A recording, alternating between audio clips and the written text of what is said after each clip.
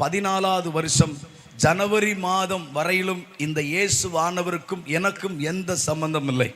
இதோ நம்முடைய ஊருக்கு அருகில் இருக்கக்கூடிய அந்த சபரிமலைக்கு ஒவ்வொரு வருஷமும் 5 வருஷம் அந்த சபரிமலைக்கு மாலை அணிந்து போனவன் நான். கவனிங்க, ஒவ்வொரு வருஷமும் நான் பெருவழி பாதை தான் போவேன். ஒவ்வொரு வருஷமும் எரிமேலியில் இறங்கி அதிலிருந்து அந்த 48 மைல் அவர் நடந்து போய் தான் அந்த இடத்துக்கு போவேன். அது மட்டும் இல்லை, எனக்கு விவரம் தெரிய சிறு பிள்ளையா இருக்கும் போதே எங்கள் அம்மாவுடைய கைப்பிடிச்சு இருக்கங்குடிக்கு நடந்து போனவன் நான். இருக்கங்குடி திருச்செந்தூர் என்றும் சொல்லப்போனால் 50,000 பேர் 1,00,000 பேர் வரக்கூடிய பக்கத்தில் இருக்கிற நால்மாவடி எனக்கு தெரிஞ்சது கிடையாது. ஆனால் அதுக்கு பக்கத்தில் இருக்கிற ஆறுமங்கலம் சொடலை என்ற விக்கிரக அந்த இடத்துக்கு ஒவ்வொரு மாதத்தினுடைய முதல் செவ்வாய்க்கிழமை அங்கே இரவு போவேன். அப்படி போகிறதுக்கு முன்னாடி எங்கள் ஊரில் இருந்து நான் திருநெல்வேலி ஜங்ஷன் பஸ் ஸ்டாண்டுக்கு வந்து அங்கே ரெட்டப்பாலம் பக்கத்தில் ஒரு மதுபான கடை உண்டு. அந்த மதுபான கடையில்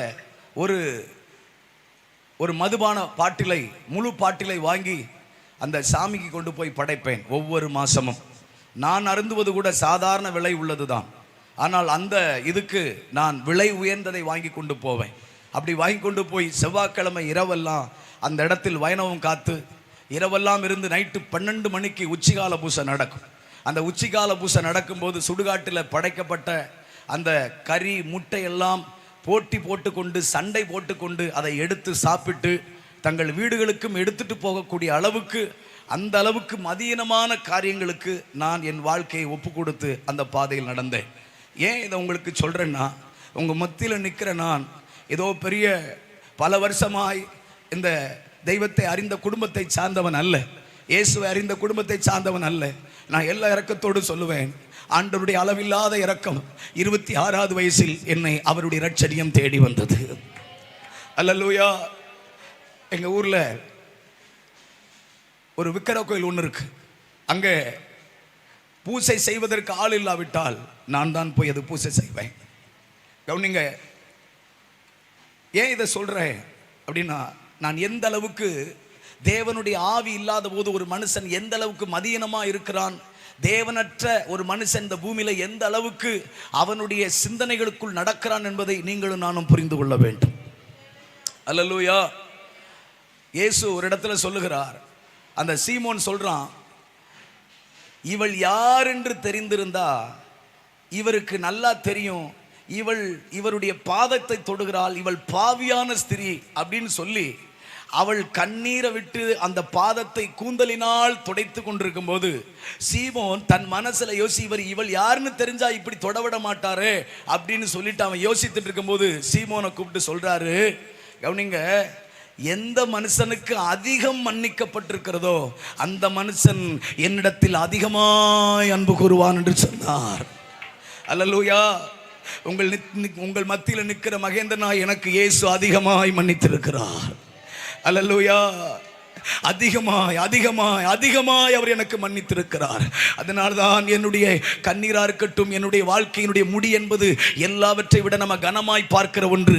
எல்லா கனத்தையும் அவர் பாதத்துக்கு கீழே நம்ம கனத்தெல்லாம் ஏன் கொண்டு வரனா, அவர் நம்மளை அதிகமாய் அன்பு கூர்ந்திருக்கிறார். அல்லேலூயா. எங்கள் ஊரில் பூசை செய்ய ஆள் இல்லைன்னா நான் தான் போவேன். போயிட்டு ஒரு பக்கத்தில் ஒரு அடிபம்பு இருக்கும். அந்த அடிபம்பில் தண்ணி அடித்து நிறையா அந்த தண்ணியை பிடிச்சி பக்கத்தில் கடையில் போயிட்டு, அன்றைக்கெல்லாம் சர்ஃபெக்சல் 1 ரூபா 2 ரூபா பொடி பாக்கெட் இருக்கும், 1 ரூபா பொடி.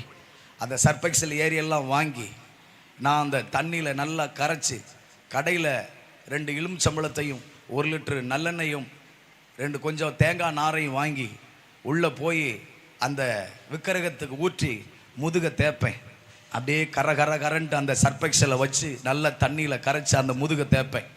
முதுகெல்லாம் எண்ணெய் காப்பு பொறிஞ்சு கிடக்கும். அப்படி தேய்ச்சிக்கிட்டு இருக்கும்போது சொல்லுவேன், கொஞ்சம் பார்த்து எனக்கு செய்யு, நான் தான் உனக்கு குளிப்பாட்டுறேன், நான் தான் உனக்கு சோடிக்கிறேன், நான் தான் உனக்கு ராஜ அலங்காரம் போடுறேன் அப்படின்னு சொல்லி அதை சொல்லிக்கிட்டே இருப்பேன். நான் தாழ்மையாக சொல்லுவேன், பார்த்து செய்யின்னு சொன்னேன். ஆனால் கொஞ்ச நாட்கள் தெரிஞ்சது அது பார்க்காதுன்னு. புரியல உங்களுக்கு? நான் சொல்லிக்கிட்டே இருப்பேன் ஒவ்வொரு தடவை. எனக்கெல்லாம் அந்த அங்கே இருக்க குத்து விளக்கும் அங்கே இருக்கிற காரியங்களும் அழுக்காக இருந்துச்சுன்னா அவ்வளோ பிடிக்காது. அதை அப்படி பத்திரமா கழுவி சோடிச்சு வைப்பேன். எங்கள் ஊரில் கரையில் ஒரு விக்கிரை இருக்குது, கம்மா கரையில் ஒரு விக்கிரை இருக்குது. அதுக்கு 108 குடம் தண்ணியை அடித்து அடித்து ஊற்றுவேன். அந்த அளவுக்கு வெறித்தனம், அது மேலே மோகம். இதுதான் என்னுடைய வாழ்க்கை. ஒரு பக்கம் விக்கிரகத்தின் மேல் தீரா மோகம் கொண்டு அதை ரொம்ப அதிகமாக அதை பின்பற்றி போனேன். ஒரு பக்கம் எங்கள் ஊரில் கவனிங்க, இந்த மாதிரி ட்ராக்ஸ் கொடுக்க வருவாங்க. ஒரு நாள் எனக்கு நல்ல ஞாபகம் இருக்கு. ஒரு வெள்ளை ஃபேன் செட் போட்டு வெள்ளை சேரீ கட்டி ஒரு அக்காவும் ஒரு அண்ணனும் வந்தாங்க. இன்னைக்கு அவங்க எனக்கு போதகர்னு தெரியுது, அன்னைக்கு எனக்கு தெரியாது. அவங்க என்கிட்ட, நான் ஒரு கோயில் திண்டில் உட்காந்துருக்கிறேன், என்கிட்ட ட்ராக்ஸ் கொடுத்தாங்க. என்கிட்ட ட்ராக்ஸ் கொடுத்தோன்னையும் நான் அந்த ட்ராக்ஸை வாங்கி ஒன்றுமே செய்யல. அதாவது அவங்க எதையும் திருப்பிலாம் பார்க்கல, அப்படியே சுருட்டி மடித்து இப்படி ஓங்கி எரிஞ்சேன். இப்படி எரிஞ்ச உடனேயும் ஒரு கல்லில் தட்டி அந்த அக்காவுடைய காலில் பின்னாடி விழுந்துருச்சு. அவங்க என்னை இப்படி திரும்பி பார்த்து ஒரு சிரிப்பு சிரித்தாங்க. அந்த சிரிப்பு என்னை நொறுக்கிருச்சு. ஏன்னா தன் கணவர் கூட இருக்கிற அவரும் பார்த்து சிரிக்கிறாங்க. நான் யோசித்தேன். ஆனால் அன்னைக்கு எனக்கு அது நொறுக்கப்பட்டதை ரொம்ப யோசிக்கல, அப்படியே விட்டுட்டேன். ஆனால் அவருக்கு முகத்தில் ஒரு தேவ அன்பை நான் பார்த்தேன். அல்லேலூயா. இயேசுனாலே அந்த சபை, அந்த இயேசு அப்படிலாம் எங்களுக்கு பிடிக்காது. ஏன்னா எங்களுக்கு எப்படி கற்றுக் கொடுத்தாங்கன்னா, வெள்ளைக்காரன் சாமி, வெளிநாட்டுக்கார சாமி, இதெல்லாம் நம்ம ஊர் சாமி கிடையாது. நம்ம ஊர் சாமியெல்லாம் இவங்க இந்த சாமியை மாதிரி வம்பா அடிபட்டு சாகாது. நம்ம சாமியெல்லாம் கையில் அருவாள் வச்சுருக்கோம், அடித்து யார் வந்தாலும் வெட்டி கொண்டுரும். நம்ம சாமியெல்லாம் பயங்கரமான தைரியமான ஆளுன்னு சொல்லி தான் எங்களுக்கு சொல்லி வளர்த்தாங்க. அப்படித்தான் ஏன்னா நல்லா புரிஞ்சுக்கொள்ளும், தேவன் இல்லைன்னா மாம்ச வெறி இருக்கும். ஜெயிக்கணும், அடிக்கணும், உதைக்கணும், அப்படியே நாம தான் எல்லாமே அப்படின்னு சொல்லிட்டு நெஞ்ச நிமித்தக்கூடிய அந்த தேவையற்ற எண்ணங்கள் இருக்கு. ஆனால் இப்போ கடவுளுக்குள்ள வந்த பிறகுதான் அடிக்கிறது வீரம் இல்லை, அடி வாங்குறது தான் வீரம்னு கற்றுக்கிட்டேன். அல்லேலூயா, அல்லேலூயா. நான் சொல்றது உங்களுக்கு புரியுதுங்களா? அதாவது தன்னை எதிர்த்து பேசுறவனை திருப்பி எதிர்த்து பேசுறது வீரமோ மேன்மை அல்ல. எதிர்த்து பேசுற மனுஷனுக்கு முன்னாடி மறுபடி எதிர்த்து பேசாம அந்த இடத்துல அமைதியா போனா அங்கதான் தேவனுடைய வீரம் செயல்படுது. சொல்லுங்க அல்லேலூயா.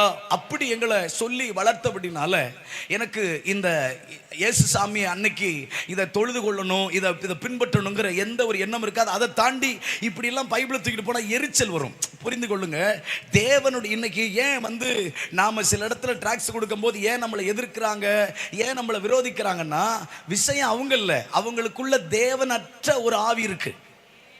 அல்லேலூயா, அல்லேலூயா. நீங்க யோசிச்சு பாருங்க, எங்க ஊர்ல இன்னைக்கும் சில ஆண்டவர் அறிஞ்சவங்க யாராச்சும் அந்த மாலை போட்டிருந்தாங்களா அவங்கள பார்த்தா சோத்திரம் சோத்திரம் சோத்திரம் சோத்திரன்னு போட்டு போவாங்க. ஏங்க நான் சொல்றேன், நான் மாலை போட்டிருக்கும் போது என்ன பார்த்து ஏசப்பா சோத்திரம் சோத்திரம் விலகி போயிருந்தா நான் இப்படி உள்ள வருவேன்? சொல்ல மாட்டீங்களே. அல்லேலூயா. அன்னைக்கு அவர் என்ன பார்த்து வெறுக்கல, அன்னைக்கு அவர் என்ன பார்த்து இது இவன் என்ன இப்படி இருக்கிறானேன்னு சொல்லல. அவர் என்னை பார்த்து அவர் மனதுருகினார். அல்லேலூயா. கவுனிங்க, அப்படிதான் என்னுடைய வாழ்க்கை அமைந்திருந்தது. எங்கள் ஊரில் ஒரு சபை இருக்கு. அந்த சபைக்கு முன்னாடி ஒரு பெரிய கிரவுண்ட் இருக்கும். அங்கே தான் நாங்களாம் கிரிக்கெட்டு, பம்பரம், இந்த கோழிக்காலாம் விளாடுவோம்.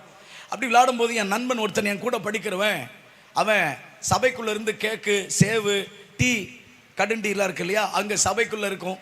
அதை அவங்க மீட்டிங் நடக்கும்போது அதான் போட்டு தருவாங்க. அப்போ நாங்கள் வெளியில் விளாண்டுட்டு இருப்போம், அவன் கொண்டு வருவான் என் ஃப்ரெண்டு.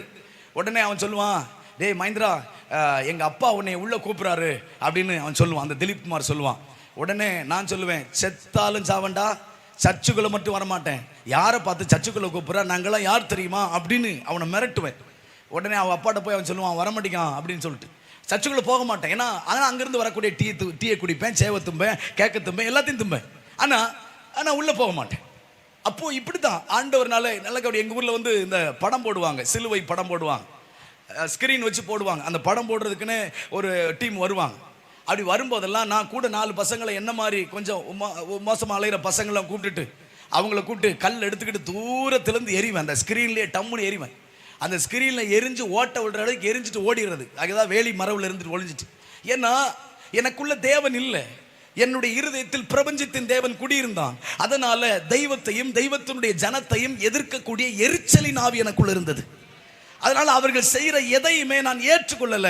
அதுல என்ன இருக்குன்னு யோசிச்சது கூட கிடையாது. இது ஏன் இப்படி பண்றாங்க நான் ரொம்ப யோசிச்சிருக்கேன். எப்படி தெரியுமா? இவங்களுக்கு வேற வேலையே இல்லையா? எப்ப பார்த்தாலும் தெரு தெருவா ட்ராக்ஸை தூக்கிட்டு அலைகிறாங்களே, இப்போ பார்த்தாலும் எப்படியாவது கொட்டடிச்சுட்டே அலைகிறாங்களே, எதையாவது ஒன்று பேசிட்டே அலை, இவங்களுக்கெல்லாம் வேலை இல்லையான்னு நினைச்ச நாட்கள் உண்டு. அவ்வளவு தூரம் ஏன் இப்படி செய்கிறாங்கன்னு சொல்லி யோசிச்சு இப்படி கிறிஸ்து விரோதமாய் சிந்திச்ச பாதையில் நடந்தவனா கவனிங்க. எல்லா இறக்கத்தோடும் சொல்லுவேன், இது ஒரு பக்கம். ஒரு பக்கம் விக்கிரகம், ஒரு பக்கம் இயேசுவை எதிர்க்கக்கூடிய ஒரு வாழ்க்கை, ஒரு பக்கம் என் வாழ்க்கையில் அவலட்சணமான பாவங்கள். பாவத்துக்கு அளவே இல்லை. தேவன் இல்லாத ஒரு மனுஷனை எப்படி நம்ம ஆண்டவர் ஒருத்தரை நல்லா ஒர்ஷிப் பண்ணக்கூடிய நல்ல கிருபையை கொடுத்து, ஒருத்தருக்கு நல்ல பிரசங்கக்கூடிய கிருபை கொடுத்து, ஒருத்தர் நல்லா ஜெபிக்கக்கூடிய கிருபை கொடுத்து, எப்படி ஆண்டவர் ஒவ்வொருத்தரையும் ஒவ்வொரு வித்தியாசமாக பயன்படுத்துகிறாரோ, பிசாசும் அதே மாதிரி தான் ஒருத்தங்களை நல்ல பாவத்திலே அசுத்தத்திலே கொண்டு வந்து இச்சையான பாவத்தில் ஒரு பக்கம் ஒருத்தவங்களை குடிக்க வச்சு, ஒருத்தவங்களை மற்றவங்களை அடிக்க வச்சு, கொலை செய்ய வச்சு, அவனுடைய அழைப்பை சிலவருக்கு கொடுக்குறான். நல்லா புரிந்து கொள்ளுங்க. 25 வயசு எனக்கு விவரம் தெரிஞ்ச நாட்கள் வரைக்கும் என்னுடைய வாழ்க்கையில் உண்மை இல்லை. எங்கள் ஊரில் இரும்பு பட்டறை இருக்கும். அந்த இரும்பு பட்டறையில் நைட்டு எல்லாரும் தூங்கின பிறகு 12:30 மணிக்கு பிறகு எந்திரிச்சு அந்த இரும்பு பட்டறையில் உள்ளே போய் அங்கே இருக்கக்கூடிய சுத்தியல், அங்கே இருக்கக்கூடிய ஃப்ளோயர், அதாவது இப்போ அந்த ஃப்ளோயர் இல்லை, முன்னாடி இந்த ஃப்ளோயரை சுற்றி தான் உளியை நல்லா அனல் ஊட்டி அந்த உளியை தட்டுவாங்க. உளியை தட்டி கல் உடைக்கிறதுக்கு கொண்டு போவாங்க. அந்த ஃப்ளோயரு கம்பி எல்லாத்தையும் நைட்டெல்லாம் திருடி எங்கள் ஊர் பக்கத்தில் பின்னாடி, உங்கள் ஊரில் விலைம்பாங்கல்ல, காடு தோட்டம் இருக்குல்ல, விலையா தம்பி சொன்னார் மல்கி, அது விலை அந்த தோட்டத்துக்குள்ளே போயிட்டு ஒவ்வொரு வேலி செடி, மஞ்சனத்தி செடி அப்படின்னு சொல்லி எல்லா இடத்துலையும் அந்த தூருக்கு கீழே புதைச்சி வச்சுட்டு அந்த வாரத்தில் முழுவதும் திங்கக்கிழமைக்கு 3ஆம் நம்பரில் போய் அந்த சுத்தியில் எடுத்துகிட்டு வா, புதன்கிழமைக்கு 4ஆம் நம்பரில் போய் அந்த புலையரை எடுத்துகிட்டு வான்னு சொல்லி, குடிக்கிறதுக்கு பணம் இல்லாதனால திருடி புதைச்சி வச்சு குடிக்கக்கூடிய அளவுக்கு என்னுடைய மனம் இருட்டாக இருந்தது. ஏன் உங்களுக்கு சொல்கிறேன்னா, தேவன் இல்லாத ஒரு மனுஷனுடைய சிந்தனை எவ்வளவு இருளாக இருக்கிறது. நான் 25 வயசு வரைக்கும் இருந்த நாட்களையும் 26வது வயசுக்குள்ள என் ஆண்டவர் அவருடைய இரட்சணியம், அவருடைய சுவிசேஷத்தின் வெளிச்சம் என் இருதயத்தில் வந்தபோது எனக்குள் ஏற்பட்ட மாற்றங்களையும் நான் ஒவ்வொரு நாளும் அனுபவித்து களி கூர்ந்து கொண்டிருக்கிறேன். அல்லேலூயா. ஒரு பக்கம் திருட்டு, ஒரு பக்கம் இச்சையான பாவங்கள், ஒரு பக்கம் போதை. அப்படிங்க ஒரு நாள் என்னுடைய நண்பன், பல காரியம் இருக்குது, ஆனால் ஒன்று சொல்கிறேன். என் நண்பன் லட்சுமணனும், எனக்கு தெரிஞ்ச ஒரு அண்ணன், எங்கள் ஊர்லெல்லாம் மிலிட்ரிக்காரங்க லீவுக்கு வந்தாங்கன்னா எங்களுக்கு பயங்கர ஹாப்பியாக இருக்கும். ஏன்னா அவங்க இனாமா சரக்கு கொண்டு வருவாங்க, இனாமா மதுபானம் கொண்டு வருவாங்க. அன்னைக்கெல்லாம் காசு யார்ட்டையும் 10 ரூபாயா கையேந்தி இருக்கிற பாட்டிலெல்லாம் சேர்த்து வச்சு அந்த பாட்டில் கடையில் போட்டு குடிக்க வேண்டிய நிலைமை இல்லை. அன்னைக்கெல்லாம் மிலிட்ரிக்காரங்க வந்தாங்கன்னா ரொம்ப ஹாப்பியாக இருக்கும். அவங்க வீட்டில் வாசல்லே காத்து கிடக்கிறது, நைட்டே போய் அவங்கள போய் பிக்கப் பண்ண போகிறது. அந்த அளவுக்கு மிலிட்ரிக்காரங்க மேலே ரொம்ப அன்பு. ஏன்னா அவங்க இனாமா கொண்டு வருவாங்க. அப்படி ஒரு அண்ணன் ஒரு நாள் ஃபுல்லாக கொண்டு வந்தார். அப்போ நைட்டு ஒரு விலை தோட்டத்துக்குள்ளே போயிட்டு குடிக்க போனால் நைட்டு 11 மணி ஆயிடுச்சு. ஃபுல்லாக மதுபானத்தை அருந்திட்டு அங்கேருந்து புறப்பட்டு வரும்போது 2 பேர் முன்னாடி போகிறாங்க, நான் பின்னாடி என்னுடைய வாகனத்தில் வந்துட்டுருக்கிறேன். கொஞ்ச நேரத்தில் முன்னாடி போனவங்க என்னை காணாமன்னு திரும்பி வராங்க. வந்து பார்த்தா நான் ஒரு பெரிய ஓடை, அந்த ஓடையில் வேலி முள், இழந்த முள்ளெல்லாம் இருக்குது, அதுக்குள்ளே விழுந்து கிடக்கிறேன். உள்ள முகமெல்லாம் இழந்த முள் பார்த்துருக்கீங்களா, கொடுக்கு முள் இருக்கும். அந்த இழந்த முள்ளாம் முகத்தில், முதுகில் எல்லாத்துலேயும் குத்தி அந்த வேலிக்குள்ளே கிடக்கிறேன். என் நண்பன் லட்சுமணே அவன் என்னை தூக்கிட்டு என்னை கொண்டு வரான். என்னை கொண்டு வந்து எங்கள் அப்பா அப்போ தான் தூங்க ஆயத்தமாயிட்டு இருக்கிறாரு. எங்கள் அப்பா படுக்கிறதுக்கு ஆயத்தமாகும்போது இவன் வந்து என்னை வீட்டு முன்னாடி போட்டுட்டு போகிறான். அவன் போகிற வரைக்கும் எங்கள் அப்பா அமைதியாகவே இருந்தார். அவன் அந்த கிராஸ் பண்ண உடனேயும் எங்கள் அப்பா என்னை தொடையிலே ஓங்கி மிதிச்சுட்டு எங்கள் வீட்டு கதவை தட்டினோடனே எங்கள் அம்மா வெளியே இருந்துச்சு வந்தாங்க. எங்கள் அம்மா பார்த்து சொன்னார், நீ பெத்த திருமகன் எப்படி வந்து படுத்திருக்கான் சொல்லி அசிங்கமாக எங்கள் அம்மாட்ட என்னை திட்டி எப்படி கிடக்கிறான் பாருன்னு சொல்லி எங்கள் அம்மாட்ட எங்கள் அப்பா சொல்கிறாரு. எங்கள் அம்மா சேலை முந்தானி எடுத்து வாயில் வச்சுட்டு அவங்க அழுதுகிட்டே இருந்தாங்க. எங்கள் அப்பா சொன்னார், நீ இவன் கையையும் காலையும் கட்டு, இவனை அம்மி குழவை போட்டு, அம்மி அரைப்போம் இல்லையா, அம்மி குழவை போட்டு நான் தலையில் போட்டு கொன்னுடுறேன் அப்படின்னு எங்கள் அப்பா பல்ல கடிச்சிட்டு பேசுகிறார். அப்போது எங்கள் அம்மா சொல்கிறாங்க, உமக்கெல்லாம் அறிவு இல்லையா, இவன் சின்ன பிள்ளையிலேயே 2 காலு விளங்காது, எனக்கு விவரம் தெரிய என் கண்ணு மஞ்சக்காமலையில் பூத்து போச்சு. எங்கள் அம்மா எனக்கு முட்டை அவிச்சு இளநீ இதெல்லாம் கொடுப்பாங்க, வச்சாங்கன்னா தலாவுவேன். அப்படியே கண்ணு தெரியாது எனக்கு. சாயந்தரம் 6 மணிக்கு மேலே மஞ்சக்காமால கண்ணு தெரியாது. எனக்கு விவரம் தெரிய எனக்கு நடந்திருக்கு. அப்போ எங்கள் அம்மா சொல்கிறாங்க, காலு விளங்காமல் கண்ணு தெரியாமல் கிடந்தான். அப்படி சாக கிடந்த பிள்ளைய பக்கத்து வீட்டுக்காரங்க சொந்தக்காரங்கிட்டெல்லாம் கடனை உடனே வாங்கி அன்னைக்கு இவனை ஆஸ்பத்திரியாக தூக்கிட்டு போய் காப்பாற்றி இன்னைக்கு முழுத்த மனுஷனாக வளர்த்துருக்குறோமே. இப்போ போய் இவனை கொல்லணும்னு சொல்கிறே, உன் மக்கள்லாம் அறிவில்லையா அப்படின்னு எங்கள் அம்மா சொல்கிறாங்க. எங்கள் அப்பா சொன்னார், இவனை கொல்லணும்னு நான் நினைக்கல. நான் தோட்டத்துக்கு காட்டுக்கு வேலைக்கு போயிட்டு வரும்போது ஒரு நாள் கூட நிம்மதியாக தெருவில் நான் கடந்து வந்ததில்லை. எங்கே பார்த்தாலும் உனக்கெல்லாம் இப்படி ஒரு பிள்ளை பிறந்திருக்க, நீ எல்லாம் உயிரோடு இருக்கணுமா, இப்படி ஒரு பிள்ளையை வளர்க்கணுமா அப்படின்னு உன் மகன் அங்கே குடித்தான், அவங்ககிட்ட சண்டை போட்டான், அந்த காரியத்தை செஞ்சான், இந்த காரியத்தை செஞ்சால் வர்ற வழியெல்லாம் என் காதில் எப்போ பார்த்தாலும் உன் பிள்ளை பேச்சுட்டான். இவனால் நமக்கு என்ன பிரயோஜனம் இருக்குது? இவனை இவ்வளோ கஷ்டப்பட்டு வளர்த்ததுனால நமக்கு என்ன லாபம் இருக்குது? இவன் நமக்கு ஒன்றும் சேட்டலும் பரவாயில்ல, இவனை நம்மளை ரொம்ப கேவலப்படுத்துறான்னு சொல்லி எங்கள் அப்பா எங்கள் அம்மாட்ட பயங்கரமாக சண்டை போடுறார். எங்கள் அம்மா எனக்கும் எங்கள் அப்பாவுக்கும் நடுவில் இருந்து போராடி என்னை காப்பாற்றுறாங்க. அது மட்டும் இல்லை, எங்கள் அம்மா அப்பா நான் இருக்கக்கூடாதுன்னு நினைக்கிற அளவுக்கு அவங்கள வேதனையாய் நடத்தினேன். எத்தனையோ இரவுகள் எங்கள் அம்மா தூங்காத நாட்கள் உண்டு. எங்கள் அம்மா எங்களுடைய அண்ணனுக்கு எல்லாத்துக்கும் ஃபோன் போட்டு, மகேந்திரன் படுத்தானடா, ஏன்னா யார் வீட்டு மாடியிலையாவது கிடப்பேன், யார் வீட்டு எங்கேயாவது கிடப்பேன் குடிச்சிட்டு. அப்படியே அந்த அவனை அடக்க ஒருவனாலும் கூடாது இருந்ததுன்னு வேதத்தில் வாசிக்கிறோம் பாருங்க. அவன் கல்லறையில் தன் சரீரத்தை கீறி கொண்டிருந்தான். அவன் சங்கிலிகளால் கட்டக்கூடாத மாதிரி அம்மா அப்பாவுக்கு கட்டுப்படலை. என்னையவே நான் கெடுத்து கொண்டிருந்தேன். என் சரீரத்தில் மதுபானத்தினால் தேவையற்ற பாவத்தினால் என்னை கெடுத்து கொண்டிருந்தேன். என்னை யாராலையும் அடக்கவே முடியல. அதனால இஷ்டத்துக்கு மானாவரியா தாறுமாறாய் ஓடுகிற பெண்ணோட்டகத்தை போல என் வாழ்க்கை இருந்தேன். காற்றை விட்டுக்கொள்கிற காட்டுக்கழுதையை போல இருந்தேன். அப்படித்தான் என் வாழ்க்கை ரொம்ப அசுத்தமாக இருந்தது.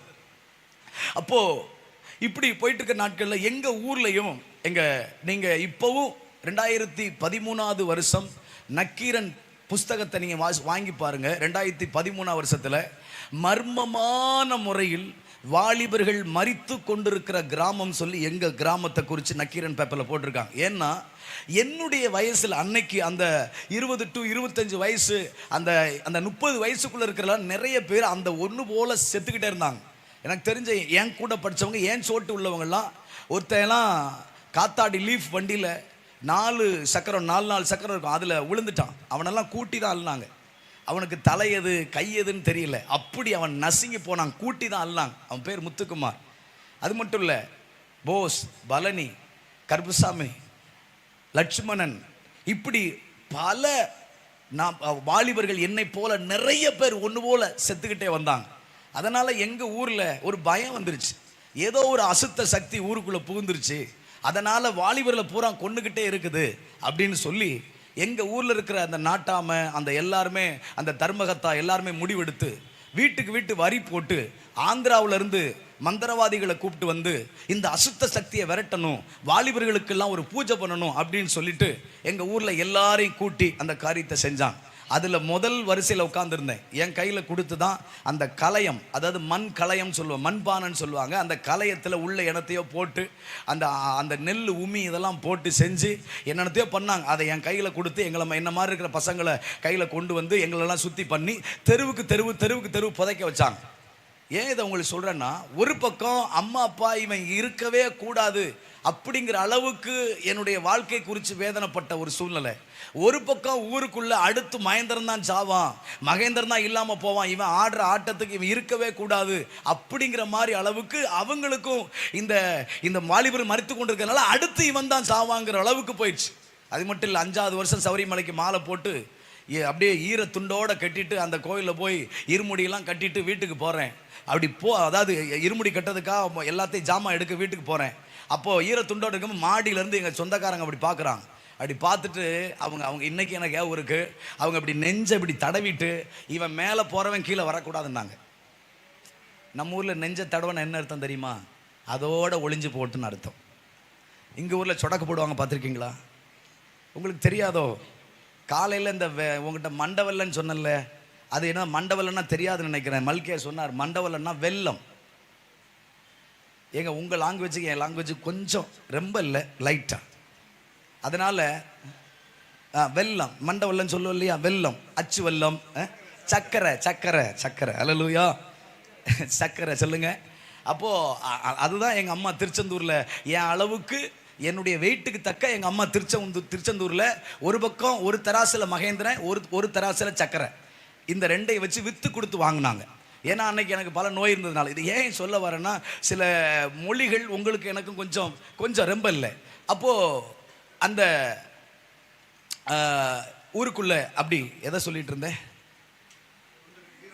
ஈரத்துண்டு, கரெக்ட். ஈரத்துண்டை கட்டிட்டு இப்படி போகிறேன். அவங்க சொல்கிறாங்க, இப்படி நெஞ்சை தடையிட்டு, இவன் போகிறவன் மேலே சபரிமலைக்கு மேலே போகிறவன் திரும்ப வரவே கூடாது. ஏன் இதை சொல்கிறேன்னா, ஒரு பக்கம் எங்கள் அம்மா அப்பாவுக்கு பிடிக்கலை, ஒரு பக்கம் ஊருக்குள்ளே அடுத்து இவன் தான் சாவாங்கிற ஒரு சூழ்நிலை, ஒரு பக்கம் சொந்தக்காரங்களுக்கும் பிடிக்கல. ஏன்னா நான் நடக்க இப்படி என் வாழ்க்கை மோசமாக போச்சு.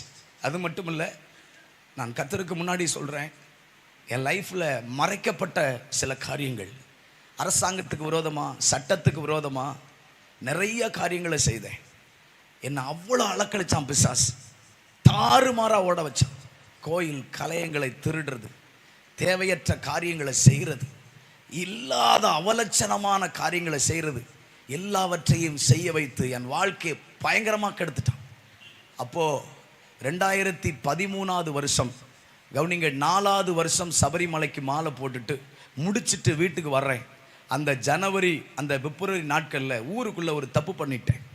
ஒருத்தவங்களுக்கு விரோதமாக ஒரு காரியத்தை செஞ்சுட்டேன். அவங்க அன்றைக்கு இரவு என்னை அடிப்பதற்காக 4-5 பேர் சேர்ந்து வர்றாங்க. அப்படி வரும்போது நானும் அவர்களை விரோதித்து சில ஆயுதங்கள்லாம் எடுத்து துரத்துறேன். அவங்க என்னை நேராக ஓடி போய் பக்கத்தில் இருக்கிற போலீஸ் ஸ்டேஷனில் போயிட்டு என் மேலே கம்ப்ளைண்ட் கொடுத்துட்டான். கவனிங்க, ஸ்டேஷனுக்கு போயிட்டு வராங்க. நான் துரத்துனேன், பயந்து வீட்டுக்குள்ளே ஒளிஞ்சிட்டாங்க. எப்படி வர்றதுக்குள்ளே நைட்டு இவங்களை ஏதாச்சும் பண்ணணும்னு சொல்லி நானும் எங்கள் அண்ணன் எல்லாம் சேர்த்து இருக்கிற வெறித்தனமாக இவங்க நேராக போய் சுமோவில் ஒரு 4-5 போலீஸை கூப்பிட்டு வந்துட்டாங்க. வந்து பார்த்தா எங்களை லைட் அடிக்கிறாங்க, சுமோவில் லைட் அடிக்குது. பார்த்தா யாருன்னு பார்த்தா போலீஸ். உடனே பயந்து ஓடுறேன். நானும் அவங்க எல்லாம் ஓடி பைக்கை ஒரு வீட்டில் விட்டுட்டு ஒரு காட்டுக்குள்ளே, ஒரு மக்காச்சோலை தோட்டத்துக்குள்ளே ஓடிட்டேன். அப்போது அன்றைக்கு நான் இந்த ஊர்காவல் படை என்கிற ஒன்றில் வீட்டில் சும்மா இருந்ததுனால அந்த ஊர்காவல் படையில் சேர்ந்தேன். அப்போது எங்கள் ஊரில் இந்த கூட்டுறவு எலெக்ஷன் நடக்கும், சொசைட்டி எலெக்ஷன் சொல்லுவாங்க இல்லையா, கூட்டுறவு எலெக்ஷன். அந்த சொசைட்டி எலெக்ஷனில் ஒரு இரவு நானும் அன்றைக்கு இருந்த இன்ஸ்பெக்டர் மனோகர் என்கிற ஒருத்தர், அவரும் நானும் அந்த சொசைட்டி எலெக்ஷனுக்கு அன்னைக்கு நைட்டு டியூட்டி பார்த்தோம். இப்போது என்னுடைய கேஸ் போயிருக்கிறது அவர்கிட்ட தான். இப்போது இவர் தான் என்னை வந்து பிடிக்க வர்றார். வந்தால் நான் ஒரு தோட்டத்துக்குள்ளே நடக்கிறேன். அப்போது அவர் என் ஃபோனுக்கு அன்னைக்கு இந்த 110 அந்த ஃபோன், அன்னைக்கு அந்த பட்டன் ஃபோன் தான். அப்போ அவர் எனக்கு ஃபோன் அடிக்கிறார். ஃபோன் அடித்து, மகேந்திரா நீ எங்கே இருக்க, ஒழுங்காக வந்துரு, உன்னை பற்றி கம்ப்ளைண்ட் வந்திருக்கு, நான் தேடி வந்தால் நீங்கள் எல்லாம் ஓடுறீங்களான்னு சொல்லிட்டு என்னை சத்தம் போட்டு மிரட்டுறார். நான் சொல்கிறேன், சார் எங்கள் மேலாம் தப்பு இல்லை, அவன் எப்படி கம்பை தூக்கிட்டு வரலாம் அப்படி இப்படின்னு சொல்லி பேசுகிறேன், அதெல்லாம் பேசாத, ஸ்டேஷனுக்கு வா அப்படிங்கிறார். சார் அப்படிலாம் வர முடியாதுங்கிறேன். அவர் சொல்கிறாரு, நீ வெளியே வந்தபோது உங்கள் அப்பா உனக்காக வெளியே வந்தார், உங்கள் அப்பா அருவாளோடு வந்ததுனால உங்கள் அப்பா தூக்கி உள்ளே வச்சுருக்கோம், நீ வா அப்படிங்கிறார். எங்கள் அப்பா உள்ளே வச்சனையும் எனக்கு, நான் தோட்டத்திலிருந்து எனக்கு என்ன செய்யன்னு தெரில, உடனே கிளம்பி வர்றேன். எனக்காக வந்தவங்க எங்கள் அப்பா, எங்கள் அண்ணன், இன்னும் 2 தம்பிகள்லாம் எல்லாத்தையும் தூக்கிட்டு கொண்டு போயிட்டாங்க. இப்போது ஸ்டேஷன் போனால் அவர் சொல்கிறாரு, மகேந்திரா நீ இன்னுமே இந்த காரியத்தை செய்ய மாட்டேன், உன்னால் அவங்களுக்கு எந்த பாதிப்பு வராதுன்னு எழுதி கொடுத்துட்டு போ. எங்கள் ஊரில் பச்சைமட்டை ராமசாமின்னு ஒருத்தர் இருந்தார். அவர் ஒரு ஏட்டு. அவர் தென்னை மட்டை இருக்கு இல்லையா, தென்னை மட்டை, இது பனை மட்டை இருக்கு இல்லையா, அந்த மட்டையை கொண்டு தான் அடிப்பார். அடித்தா வெள்ளூரியாக உரிச்சிருவார், அந்த அளவுக்கு அடிக்கிறார். அவர்கிட்ட ஒரு குறிப்பிட்ட பணத்தை கொடுத்து, இந்த மகேந்திரனை முழங்கால் கீழே ஒடிச்சு விட்டுருங்க, இவன் ஆட்டம் ஓவராக இருக்குது, இவன் காலக்கையை ஒடிச்சு போட்டால் தான் இவன் திருந்துவான்னு சொல்லி எதிர்ப்பாளர் எனக்கு எதிர்த்து நின்றவங்க போய் அவங்க அப்படி சொல்லியிருக்கிறாங்க. அதனால் இவர் என்னை கூப்பிட்டு சொல்கிறாரு, மகேந்திரா உன்னை குறித்து பச்சைமட்டை ராமசாமிகிட்ட காசை கொடுத்து பேசியிருக்கிறாங்க, நீ ஒழுக்கமாக நீ எழுதி கொடுத்துட்டு போயிரு, நீ என் கூட டூட்டி பார்த்த முகத்தாச்சனைக்காக உன்னை நான் மேலே கை போடாமல் நான் அமைதியாக இருக்கிறேன்னு சொல்லி என்கிட்ட சொல்கிறார். அப்படி சொல்லிட்டு இருக்கும்போது எங்கள் அப்பாவும் சொல்கிறாரு, என்னை அந்த போலீஸ்காரர் மிதிச்சிட்டாரா அப்படின்னு எங்கள் அப்பா அழுகிறார்.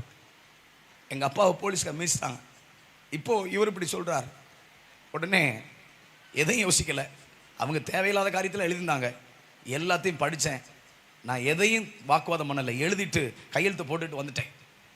நைட்டெல்லாம் ஃபுல் தண்ணி. இப்போ காலையில் எழுந்திரிச்சா ஊருக்குள்ளே ஒரே பேச்சு, ஐயோ இப்படி மகேந்திர நைட்டெல்லாம் கொலை விழுந்திருக்கும் அப்படி இப்படின்னு பேசுகிற அளவுக்கு. காலையில் அவங்க அப்பா அடிச்சிட்டாங்களான்னு சொன்னோன்னே எனக்கு பெரிய அவமானமாக போச்சு. உடனே அன்னைக்கு ஒரு பைக் ஒன்று வச்சுருந்தேன். என்ன யோசிச்சேன்னு தெரியல, நேராக கோயில்பேட்டிலேருந்து பைக்கிலே மெட்ராஸ் போயிட்டேன்.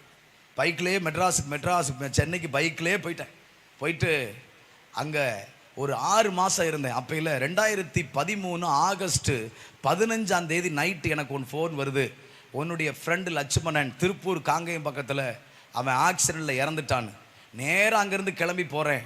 அவன் ஒரு மார்ஜரியில் நல்ல ஹைட்டு மார்ஜரியில் கிடக்கிறான், உடம்பெல்லாம் வீங்கி அப்படியே செத்து கிடக்கிறான்.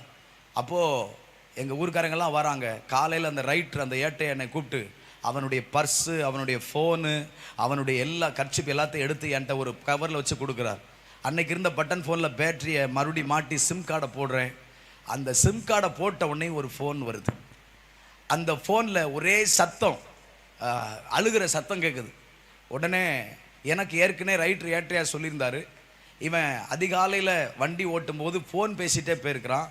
அப்பையில் தண்ணி குடிச்சிட்டு தூக்கம் வருதுன்னு தண்ணியை முகத்தில் ஊற்றிருக்கிறான். ஏன்னா அந்த காருக்குள்ளே தண்ணி கேன் மூடி திறந்து தண்ணி கேன் பாதி தண்ணியோடு உள்ளே கிடந்திருக்கு, அதோட ஃபோனும் பேசியிருக்கிறான்னு சொன்ன உடனே எனக்கு பயங்கர கோபம். என் மாப்பிள்ளைய என்னுடைய ஃப்ரெண்டு லட்சுமணன் சொன்ன பார்த்தீங்களா, அவன் என்னுடைய மாப்பிள்ளைய ஃபோன் பேசி யாரோ ஃபோனில் தான் அவங்க பேசி இவனை வண்டி ஓட்டும் போது கொண்டுட்டாங்கன்னு சொல்லிட்டு எனக்கு வெறியில் அந்த ஃபோன் வந்தவுடனே அந்த ஃபோனில் பேசுகிற அந்த சிஸ்டரை கண்டமானை திட்டுறேன், நீ தான் என் மாப்பிள்ளையை கொண்டுட்டேன். ஆனால் அவங்க ஃபோன் போட கட் பண்ணி விடுறேன். அதுக்கப்புறம் அவனுக்காக மாலை வாங்குறதுக்கு போகிறேன். அப்போது அந்த ஃபோன் மறுபடியும் வந்துச்சு. நான் சொன்னேன், நீ யாருன்னு எனக்கு தெரியாது, ஆனால் மறுபடியும் பேசாத, நான் உன்னை ரொம்ப தூசணமாக திட்ட வேண்டியிருக்குன்னு சொல்லி அன்னைக்குள்ள படி பேசினேன். அப்போது அந்த ஃபோனில் இருக்கிற அந்த பெண் சொன்னிச்சு, அண்ணே ஒரு நிமிஷம் என் பேச்சை கேளுங்க, பேசுகிறது நீங்கள் மகேந்திரன் தானேன்னு கேட்டுச்சு. எனக்கு தூக்கி வாரி போட்டுச்சு. எப்படா என்ன தெரியும் அப்படின்னு சொன்னோன்னையும் கொஞ்ச நேரம் அமைதியாக இருந்தேன். அது சொன்னிச்சு, அண்ணே நீங்கள் மெட்ராஸில் இருக்கிற காலத்தில் நானும் மாமா லட்சுமணனும் திருமணம் முடிச்சிடனே, நாங்கள் 2 பேரும் காதல் கல்யாணம் பண்ணதுனால உங்களுக்கு யாருக்குமே சொல்லலைண்ணே, அவங்க வீட்டுக்கு மட்டும் எங்கள் வீட்டுக்கு மட்டும் தான் தெரியும், நீங்கள் சென்னை போயிட்டீங்க என்ன அப்படின்னு சொல்லி எங்கள் மாமாவுக்கு என்ன ஆச்சுன்னு சொல்லிட்டு ஓன்னு அழுகுது. எனக்கு என்ன பண்ணேன்னு தெரில. அப்படி அந்த ஃபோனில் பேசின பெண்ணு தான் ஜெனிஃபர். ஏன் இந்த காரியத்தை இவ்வளோ தூரம் சொன்னேன்னா, எனக்கு முதலாக தேவனுடைய சுவிசேஷம் என் இருதயத்துக்குள் போகும்படி எனக்கு முதலாக அந்த 2013 வருஷம் ஆகஸ்ட் 15 அந்த ஃபோனில் பேசின என் தங்கச்சி மூலியமாக தான் இந்த இயேசுவை நான் கேள்விப்பட்டேன். கவுனிங்க மறுநாள் அவனுக்கான எல்லா காரியத்தையும் முடிக்கிறோம். அப்போது அந்த நாட்கள்லேருந்து என் தங்கச்சி அந்த நாட்களில், அதாவது என் தங்கச்சின்னா அந்த ஜெனிஃபர் என்னுடைய தூர இங்கே பக்கத்தில் களக்காடு பக்கத்தில் அவங்க ஊர், அவங்களுடைய டோட்டல் ஃபேமிலி பாம்பேயில் செட்டில் ஆகிட்டாங்க. அவங்க அன்னைக்கு அதுக்கப்புறம் என் தங்கச்சி என்கிட்ட பேசுகிறாங்க. அன்னைக்கு அவங்க வயிற்றில் 1.5 மாதம் என் மாப்பிள்ளை இறக்கும்போது அவங்களுக்கு வயிற்றில் ட்வின்ஸ் 2 பிள்ளைங்க. என் மாப்பிள்ளை இறந்துட்டான். இந்த நாட்களில் தான் என் தங்கச்சி ஆண்டவரை பற்றி சொல்கிறா. அந்த 6 மாதத்துலேயும் அவள் எனக்கு ஒவ்வொரு முறையும் சொல்லுவா, அண்ணே ஏசு நல்லவர்னே, ஏசு பெரியவர்னே, உங்களுக்காக நாங்கள் நிறைய ஜெபிக்கிறேன், மாமாவும் நீங்களும் அலைஞ்ச காரியம் எல்லாத்தையும் சொன்னார்னே அப்படின்னு சொல்லி நிறைய இயேசு பற்றி சொல்லுவாள். ஆனால் ஒரு நாள் நான் அந்த நாட்களில் கும்பிடக்கூடிய மார்க்கத்தை குறித்து தப்பாகவே சொல்ல மாட்டான். அதை தப்பாக பேசுவோம். நானாலும் இன்றைக்கி கண்டமானி கோவத்தில் திட்டுவேன் அந்த விக்கிரகத்தின் கிரியைகள் எல்லாம். ஆனால் அவள் ஒரு நாளும் நான் கும்பிட்ற அந்த மார்க்கத்தை தப்பாகவே சொல்ல மாட்டான். ஆனால் ஏசு நல்லவர்னே, ஏசு அன்புள்ளவர்னே அப்படின்னு சொல்லிக்கிட்டே இருப்பாள். அவள் அப்படி இருக்கும்போது அவள் சொல்லுவாள், அண்ணே உங்களுக்கு என்னைக்காவது ஒரு நாள் பயங்கரமான தாளாத துக்கம் இருந்துச்சுன்னா, ஒரே ஒரு நாள் அந்த மாதிரி சூழ்நிலை வந்துச்சுன்னா, ஒரு முறை நீங்கள் இயேசுவை கூப்பிட்டு பாருங்கண்ணேன்னு என் தங்கச்சி அடிக்கிறக்க சொல்லுவாள். எனக்கெல்லாம் அப்படி ஒன்றும் வராது, எங்கள் சாமியெல்லாம் அப்படி ஒன்றும் எனக்கு விடாதுன்னு சொல்லிட்டு ரொம்ப பேசுவேன். இப்போ 2014 வருஷத்தில் இந்த 2013 வருஷம் இந்த நவம்பர் டிசம்பரில் மாலை போடுறேன். எப்போவுமே ஜோதி பார்க்க தான் போவேன். தைப்பொங்கல் சமயத்தில் ஜோதி பார்க்க தான் மேலே போவேன். அப்படி போகிற நாட்களில் என் தங்கச்சிக்கு 7வது மாதம் அவங்க இங்கே வச்சு பார்க்க முடியாதனால பாம்பேக்கு எங்கள் பெரியப்பா கூப்பிட்டு போகிறாங்க. எங்கள் தங்கச்சி மேலே இருக்கிறா, அங்கே பாம்பேயில் இருக்கிறா. அப்போது இப்போ நான் சபரிமலைக்கு மேலே போயிருக்கிறேன். மேலே போனால் எனக்கு ஒவ்வொரு முறையும் என் தங்கச்சி ஃபோன் அடிக்கிறா, அண்ணன் எங்கே இருக்கிறீங்க, வரிசையில் நிற்கிறேன், அண்ணன் எங்கே இருக்கீங்க, 18 படி ஏறிட்டேன். என்றைக்குமே அதிகாலையில் அந்த 3 மணிக்கு என் தங்கச்சி ஃபோன் அடித்ததே இல்லை. ஆனால் இப்போ திடீர்னு வித்தியாசமாக ஃபோன் அடிக்கிறா. அடிச்சுட்டே இருந்தோன்னையும் நான் மறுபடியும் சொல்கிறேன், இங்கே இருக்கேன் அங்கே இருக்கேன்னு சொல்லிட்டு. அப்போது கரெக்டாக ஒரு 5:55 அந்த மாதிரி சமயம் இருக்கும், ஃபோன் கட் ஆயிடுச்சு. இப்படி கட்டான உடனேயும் நான் எனக்கு கட்டான உடனே அந்த இடத்துல இந்த நெய்யை வாங்குறதுக்காக காத்துட்டு இருந்ததுனால வாங்கிட்டு வந்தேன். அதை கட்டான ஒரு படபடப்பு இருந்துச்சு, அது என்னன்னு தெரியல. உடனே மறுபடியும் ஃபோன் அடிக்கிறேன், என் தங்கச்சி ஃபோன் சுவிட்ச் ஆஃபில் இருக்குது. எங்கள் அக்கா எல்லாவங்களுக்கும் ஃபோன் அடிக்கிறேன், பார்த்தா ஒருத்தரும் ஃபோன் அடிக்கலை. அப்புறம் கடைசியில் எங்கள் அண்ணி ஒருத்தவங்க ஃபோன் எடுத்தா தூரத்தில் சத்தம், அழுகிற சத்தம் கேட்குது. என்னாச்சு என்னாச்சு என்னாச்சுன்னு கேட்குறேன். அப்போது அவங்க சொல்கிறாங்க, பாப்பாவுக்கு 2 ட்வின்ஸ்னால வயிறு பெருசாக இருந்துச்சு. அப்போ அவள் வீட்டுக்குள்ளே நடந்து ஃபோன் பேசிகிட்டே இருக்கும்போது அந்த டைல்ஸ் வழுகி மல்லானைக்கு விழுந்து அந்த வீட்டுக்குள்ளே இருக்கிற படி பின்னாடி குத்திருச்சு. அந்த படி பின்னாடி குத்துனோன்னையும் மயக்கம் போட்டுட்டான். அப்போது அவங்க அந்த அதிகாலை நேரமாக இருந்ததுனால அவங்களுக்கு அது என்ன செய்யணும்னு தெரியல. அவங்க பார்க்குறாங்க, இது என்ன பண்ணுன்னு தெரியாமல் கொஞ்சம் நேரம் நின்று அழுதுகிட்டே இருக்கிறாங்க. பாப்பான்னு தட்டி எழுப்பிட்டு இருக்கிறாங்க. உடனே என்கிட்ட அவங்க சொன்ன உடனேயும் நான் நேராக ஃபோனை கட் பண்ணிவிட்டு, நான் அன்னைக்கு கும்பிடுற மார்க்கத்தில் அந்த சன்னிதானத்துக்கு முன்னாடி எள்ளு போட்டால் கீழே விழாது, அவ்வளோ கூட்டம் இருக்கும். ஆனால் அதுக்கு பின்னாடி போயிட்டு சாஷ்டாங்கமாக விழுந்து அழுகிறேன். அழுதுட்டு நான் சொல்கிறேன், நீ தான் ரொம்ப பெரிய கடவுள், நீ தான் ரொம்ப பெரிய ஆள் சொல்லிட்டு அந்த சபரிமலையில் இருந்துட்டு பேசுகிறேன். நான் இது வரைக்கும் 5 வருஷம் பெருவழி நடந்து வந்திருக்கிறேன். ஆனால் என் தங்கச்சியை மட்டும் நீ காப்பாற்றி கொடுத்துட்டேன்னா என் உயிர் இருக்கிற நாள் வரைக்கும் எங்கள் ஊரில் இருந்தே நடந்து வரேன்னு சொல்லிட்டு பொருத்தனை அடுக்கிறேன். ஏன் இந்த அளவுக்கு நான் பேசுகிறேன்னா, என் தங்கச்சி ஃபோனில் அவள் அங்கேருந்து ஃபோன் பண்ணாலே சிகரெட்டு குடிச்சிட்டு இருக்க நானும் எடுத்து பின்னாடி வைப்பேன். அந்த அளவுக்கு அவளுடைய வார்த்தை எனக்குள்ளே ஏதோ ஒன்று செஞ்சுருக்குங்கிறத நான் உணர்ந்தேன். உங்களுக்கு புரியலை, தேவனை அறிந்த ஜனத்தினுடைய வார்த்தைகளுக்கு ஒரு வல்லமை உண்டு. அல்லேலூயா. நீங்கள் அதை உணர்றீங்களோன்னு தெரியாது. நீங்கள் பஸ்ஸில் உட்காந்து போகும்போதோ இல்லை ஏதோ ஒரு இடத்துல இருக்கும்போது சம்பந்தமே இல்லாமல் சிலர் தங்கள் குடும்பத்து காரியத்தை உங்கள்கிட்ட கொட்டுவாங்க. பார்த்துருக்கீங்களா? அது ஏன் தெரியுமா? நமக்குள்ள இருக்கிற அவர்களுக்கும் தகப்பனாக இருக்கிற தேவன்ட்டு அவங்களுக்கு ஒரு ஆறுதல் கிடைக்குன்னு ஒரு நம்பிக்கை அவங்களுக்கு அறியாமலே உண்டாகுது. அதுதான் அந்த தேவ பிரசனத்தின் வல்லமை. என் தங்கச்சி பேசும்போதெல்லாம் தப்பு பாவன்னு சொன்னால் சரின்னு கேட்பேன். எங்கள் அம்மா அப்பா சொன்னால் கூட போங்க அப்படின்னு சொல்லிட்டு அவங்கள எதிர்ப்பேன். ஏன்னா எங்கள் அப்பா ஏன் நான் குடிச்சிருக்கும் போது கள்ளத்துக்கு போடுறேன்னு சொன்னால் தெரியுமா? நான் முழிச்சிருந்தானே என்னை ஒன்றும் செய்ய முடியாது. முழிச்சிருந்தா நான் மல்லு கட்டிடுவேன். ஏன்னா எங்கள் அப்பாவை அடித்து எங்கள் அம்மாவை அடித்து வீட்டை விட்டு விரட்டி முடியெல்லாம் அப்படி பிடிச்சி சுற்றி தள்ளியிருக்கேன் எங்கள் அம்மாவை. எத்தனையோ நாள் எங்கள் அம்மா எத்தனையோ நாள் அழுதுருக்காங்க எனக்காக. அப்படி தான் என் வாழ்க்கை. அப்போது என் தங்கச்சி காப்பாற்றி கொடுங்கன்னு சொல்லிட்டு அவளை என் தங்கச்சி கண்ணை முழிங்கன்னு சொல்லிட்டு அன்றைக்கி நான் வேண்டுறேன். போலீஸ்கார் தொடையிலே அடிக்கிறார். ஏன்னா அங்கே ரொம்ப நேரம் கும்பிட முடியாது. உங்களுக்கு ஒன்று தெரியுமாம்மா? நான் ஒன்று சொல்லட்டுமா உங்களுக்கு? 60 நாள் மாலை போட்டு விரதம் இருந்து போய் அந்த நெய்யை சுமந்துட்டு போகும்போது அவ்வளவு மலையெல்லாம் ஏறி போய் அந்த நெய்யை சுமந்துட்டு அந்த 18 படி ஏறி அந்த அந்த அந்த அந்த அந்த அந்த அந்த அந்த அந்த தங்கத்தில் இருக்கிற அந்த ஒன்றுமில்லாத அந்த ஒன்றை இப்படி பார்க்கறதுக்கு 2 செகண்ட் கூட 60 நாள் விரதம் இருந்ததுக்கு பார்க்க முடியாது. பின்னாடி இருக்கிற சாமி முன்னாடி தள்ளும், முன்னாடி இருக்கிற போலீஸ் இழுத்துருவாங்க. ஏன் உங்களுக்கு சொல்கிறேன் தெரியுமா? அவ்வளோ கால்நடையாக நடந்து விரதம் இருந்து அவ்வளோ தூரம் மலையெல்லாம் தாண்டி போனாலும் 2-3 செகண்டு அந்த ஒன்றும் இல்லாத விஷயத்தை பார்க்க முடியாது. ஆனால் குப்பமேட்டில் கடந்தாலும் யாருமே கூட இல்லாட்டிலும் அப்பா இயேசுவேன்னு கூப்பிட்டா அடுத்த கணம் இருக்கிற இடத்துக்கு வருகிற தெய்வம் தாங்க நம்ம தெய்வம். அல்லேலூயா. நான் எப்படி உணர்ந்திருக்கேன் தெரியுமா? 5 வருஷத்தில் கொஞ்ச நேரம் பார்க்க முடியாது. ஆனால் ரட்சிப்பின் பாதையில் நடக்கும்போது எந்த இடத்துல இருந்தாலும் எந்த நேரத்திலும் எந்த சூழ்நிலையிலும் நான் கூப்பிட்டா என்னை தேடி கட்டி அணைத்து என் உடம்பெல்லாம் புல்லரித்து இனம் இதோ புத்தி கட்டாத ஒரு சமாதானத்தை என் இருதயத்தில் அருளி நான் இருக்கிறேன் என்று சொல்லி, என் பிள்ளை என்று சொல்லி, நான் உனக்கு தகப்பன் என்று சொல்லி நம்மை தேற்றுகிறவர் நம் தேவனாகிய கர்த்தர். அல்லேலூயா. இவ்வளவு சமீபமாய் அவரை கண்ட நெருங்கின ஒரு ஜனம் நாம். நமக்கு இவ்வளவு சமீபமாக இருக்கிறார் அவர். அல்லேலூயா, அல்லேலூயா. நீங்க அதெல்லாம் அனுபவிச்சு பாருங்க அந்த ரட்சணிய சந்தோஷத்தை. அதெல்லாம் சாதாரணமானது அல்ல. ஆமென். அல்லேலூயா. அந்த ரட்சணிய சந்தோஷம் பாருங்க. நான் அதை சொல்லனா எனக்கு அவ்வளோ ஆசை. ஏன்னா அன்னைக்கெல்லாம் ஒரு ஏஞ்சல் டிவியில் ஒரு பாட்டு ஓடிச்சுன்னா போதும், எல்லாத்தையும் தூக்கி தூர போட்டுட்டு அப்படியே கண்ணுக்குள்ள எறும்பு ஈ வந்தா கூட கண்ணை மூட மாட்டேன்.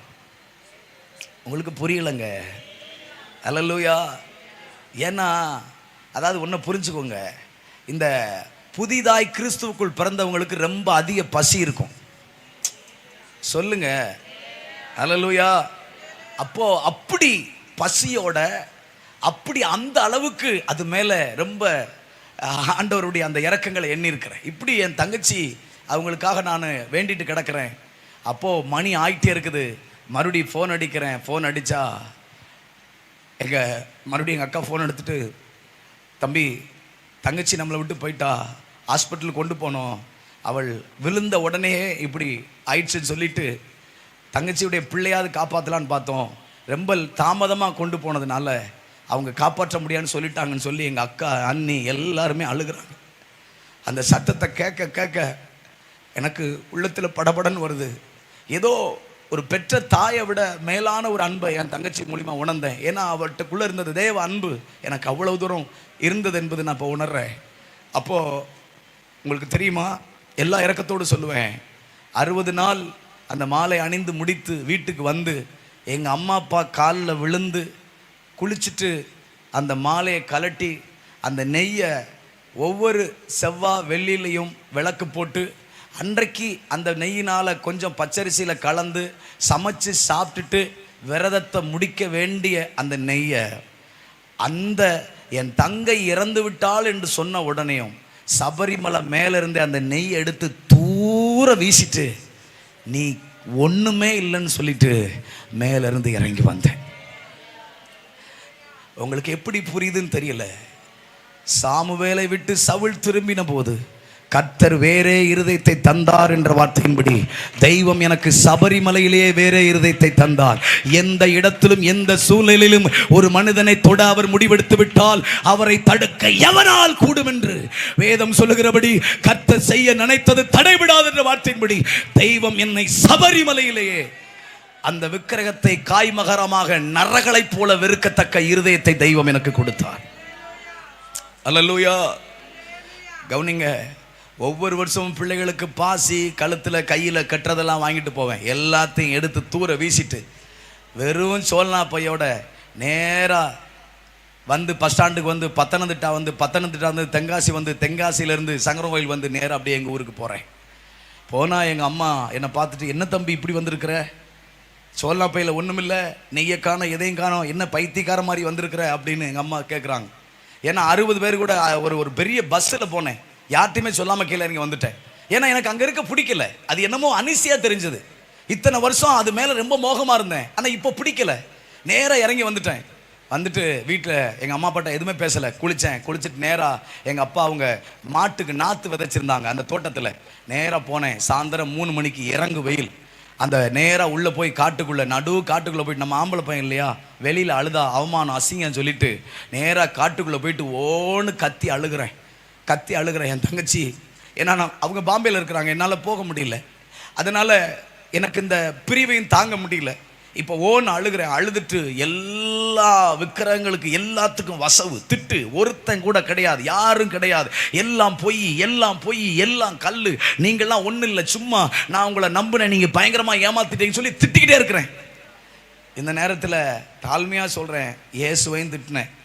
ஏன்னு கேட்டிங்கன்னா, என் தங்கச்சி கும்பிடுறது இயேசு, அதனால் திட்டினேன். இப்படி திட்டிகிட்டே இருக்கும்போது நான் அந்த உட்கார்ற இடத்துல என்னுடைய செருப்பை வச்சு நல்லா அப்படியே தொடச்சி, அது ஏன்னா பொடி நாற்றுனால ரொம்ப நெருக்கமாக இருக்கும், நிறையா குப்பை மாதிரி இருக்கும். அப்போ அதில் உள்ளே உட்கார்றதுக்கு இப்படி சுத்தப்படுத்தி வச்சுருந்தேன். அப்போது நான் அப்படி திட்டிக்கிட்டே இருக்கும்போது திடீரென்று, நான் இன்றைக்கும் தெய்வத்தின் முன்மாடி இப்போ சொல்லுகிறேன், அந்த நான் சுத்தப்படுத்தி வச்சிருந்த இடத்துல இருந்து ஒரு பயங்கரமான ஒரு பனி டக்குன்னு வந்து என் நெஞ்சில் மோதிச்சு. இதை நீங்கள் எப்படி உணர்றீங்கன்னு தெரியல. தெய்வம் பூமியிலிருந்தே பனியை எழும்ப பண்ணி இதோ அதில் மனுஷனை சிசித்தார் என்ற வார்த்தையின்படி அந்த பனியானது அப்படியே எழும்பி வந்து என் நெஞ்சில் மோதிச்சு பாருங்க. எனக்கு அந்த ஒரு செகண்டில் கலங்கி இருக்கிற அந்த குளம் டக்குன்னு தெளிவடைஞ்சா எப்படி தெளிந்த தண்ணீரா மாறுமோ, என் இருதயத்தில் ஒரு பெரிய அமைதியை, ஒரு மகா பெரிய சமாதானத்தை நான் உணர்ந்தேன். அல்லேலூயா. இதை இப்படி அனுபவிச்சுட்டே இருக்கும்போது டக்குன்னு என்ன நான் நிதானிக்கிறேன், உங்களுக்கு தெரியுமா, என்னை அறியாமலே என் வாய் இயேசு இயேசு இயேசுன்னு சொல்லுது. அல்லேலூயா. ஆனால் இதுக்கு முன்னாடி ஒரு காரியம் நடந்தது.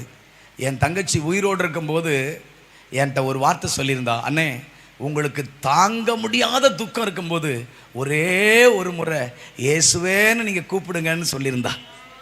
ஆனால் அவரை நோக்கி நான் கூப்பிடாத இருந்த போது கூட அவருடைய அந்த பணி என்கிற தொடுதல் எனக்கு கிடைத்தது. அவர் என்னை தொட்ட உடனே என்னை அறியாமலே என் நாவு இயேசு இயேசு இயேசு இயேசு என்று சொல்ல தொடங்கிட்டு. நான் எல்லா இறக்கத்தோடு சொல்லுவேங்க, என்னை ஒரு மனுஷன் ரட்சிப்புகளை வழி நடத்த முடியாது.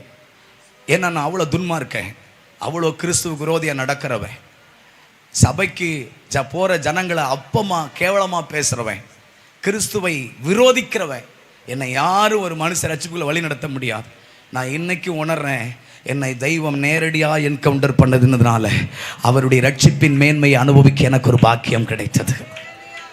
அல்லேலூயா அல்லேலூயா. கவனிங்க, இப்போ கொஞ்ச நேரத்தில் என்னதான் ஆம்பளையாக இருந்தாலும் நடு காட்டுக்குள்ள, அவ்வளவு நடு காட்டுக்குள்ள திடீர்னு வந்து ஒரு பனி மோதுறதும், இறங்கு வெயிலில் காற்று நுழைய முடியாத இடத்துல இப்படிப்பட்ட ஒரு பனிக்காற்று வந்தோடனே பயம் வந்துருச்சு. கொஞ்ச நேரத்தில் கிடு கிடு கிடுன்னு பயம் வந்துருச்சு. யார் என்ன, ஏன்னா அந்த நாட்களில் பேய் பயம் உண்டு. இன்னைக்கு தான் தெரியுது பேய்ங்கிறது ஒன்று கிடையாதுன்ட்டு. புரியாத உங்களுக்கு? இன்னைக்கு வேதம் சொல்லுது, மேலே ஏறுகிற மனிதனுடைய ஆவிக்கும் பாதாளத்தில் இறங்குற மிருகத்தினுடைய ஆவி அறிந்தவன் யாருன்னு பைபிள் சொல்லுது. அப்படிப்பட்ட இறந்த மனுஷங்களுடைய ஆவியை வச்சு பிசாசு பயன்படுத்திட்டு இருக்கிறான். பிசாசு வேற பேய் வேறன்னு கண்டுபிடிச்சிட்டோம். புரியுதுங்களா உங்களுக்கு? சொல்லுங்க. அன்னைக்கு எங்களுக்கு பேய் பயம் உண்டு. பேய் பேய் பேய் பேய் பயம் உண்டுனால அந்த காட்டுக்குள்ளே ஏதோ பேய் தான் இப்படிலாம் வந்து சொல்லி ஒரே பயத்தில் நேராக வீட்டுக்கு ஓடுறேன். வீட்டுக்கு ஓடுனா வீட்டில் போயிட்டு இருக்கிற எனக்கு, ஆனால் அந்த அந்த அந்த ஃபீலிங்ஸ், அந்த இது இருந்துகிட்டே இருக்குது. அப்படியே கின்னுன்னு அந்த அந்த ஏதோ ஒரு இருதயத்தில் ஒரு தெளிவு இருந்துகிட்டே இருக்குது. அப்போது எங்கள் அக்காவுங்க ஃபோன் பண்ணுறாங்க, நான் மதுரைக்கு வந்திருக்கேன்டா, ஃப்ளைட்டில் பாம்பேலேருந்து வந்திருக்கிறேன், நீ வா அப்படின்னு சொல்கிறாங்க. நான் போகிறேன். போனால் எங்கள் அக்காவுங்க என்னை கூப்பிட்டு, என் தங்கச்சி ரொம்ப பாசமாக இருப்பா ஜெனிஃபர். உண்மையிலே இந்த கடவுளுடைய அன்பை, அதனால தான் எப்போவுமே நான் சொல்லுவேன், நம்ம மூலியமாக தான் இந்த தேசம் இயேசு பார்க்கணும். அல்லேலூயா. சும்மா கத்தி கத்தி பிரசங்கம் பண்ணுறதுனாலையோ அதை பண்ணுற இதை இல்லை, நம்ம லைஃப் தான் இயேசுவை காமிக்கணும். என் தங்கச்சியினுடைய ஒவ்வொரு பேச்சுகளும் அவளுடைய அந்த அன்பான கரிசனையும் அவளுக்குள்ள இருந்த இயேசுவை என்னை பார்க்க வைத்தது. அல்லேலூயா. நான் சொல்லுது உங்களுக்கு புரியுதுங்களா? ஆமென். அப்போது புரிந்து கொள்ளுங்க.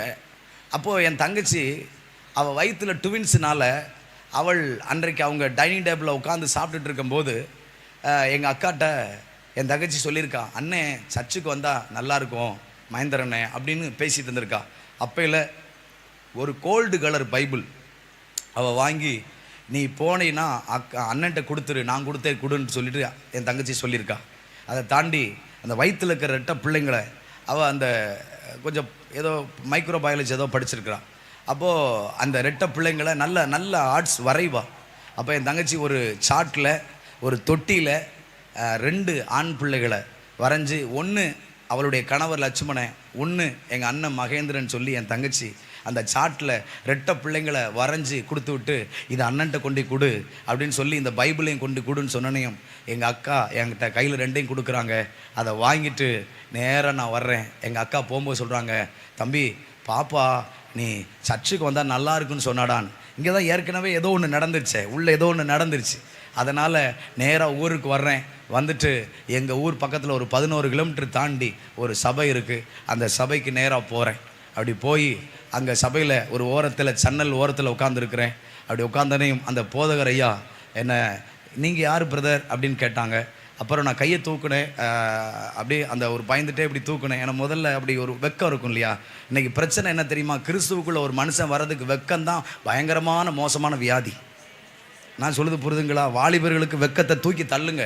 வெக்கத்தை விட்டால் தான் இயேசுவை பிடிக்க முடியும். அல்லேலூயா. வெக்கப்படவே கூடாது. கர்த்தரை தேடுறது வெக்கப்படவே கூடாது. ஆமென். அல்லேலூயா. கவனிங்க, பாவம் செய்கிறது வெக்கம் வரல. கையில் அப்படி மதுபானத்தை இப்படி தலை மேலே தூக்கி வச்சுட்டு ஆடும்போது வெக்கம் இல்லை. இயேசுவை தேடுறதுக்கு எதுக்கு வெக்கம் இருக்கணும் சொல்லுங்க?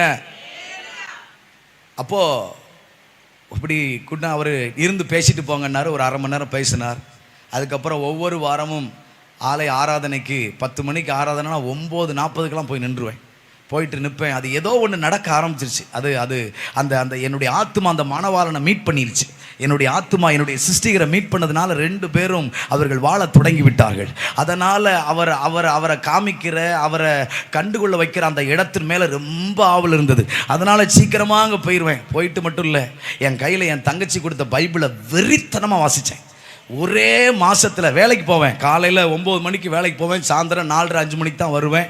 வந்தால் நைட்டு 2 மணி வரைக்கும் வெறித்தனமாக பைபிளை விட மாட்டேன். இத்தனைக்கும் அவள் கொடுத்த குட்டி பைபிள் தான். நைட்டு அந்த நான் தொழுவில், ஆட்டு தொழுவில் தான் படுத்திருப்பேன்.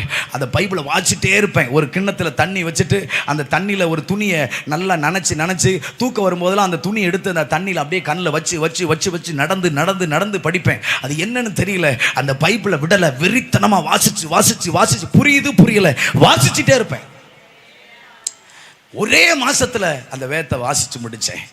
மறுபடியும் மெதுமாய் வாசிக்க ஆரம்பிச்சேன். ஆலயத்துக்கு போக ஆரம்பிச்சேன்.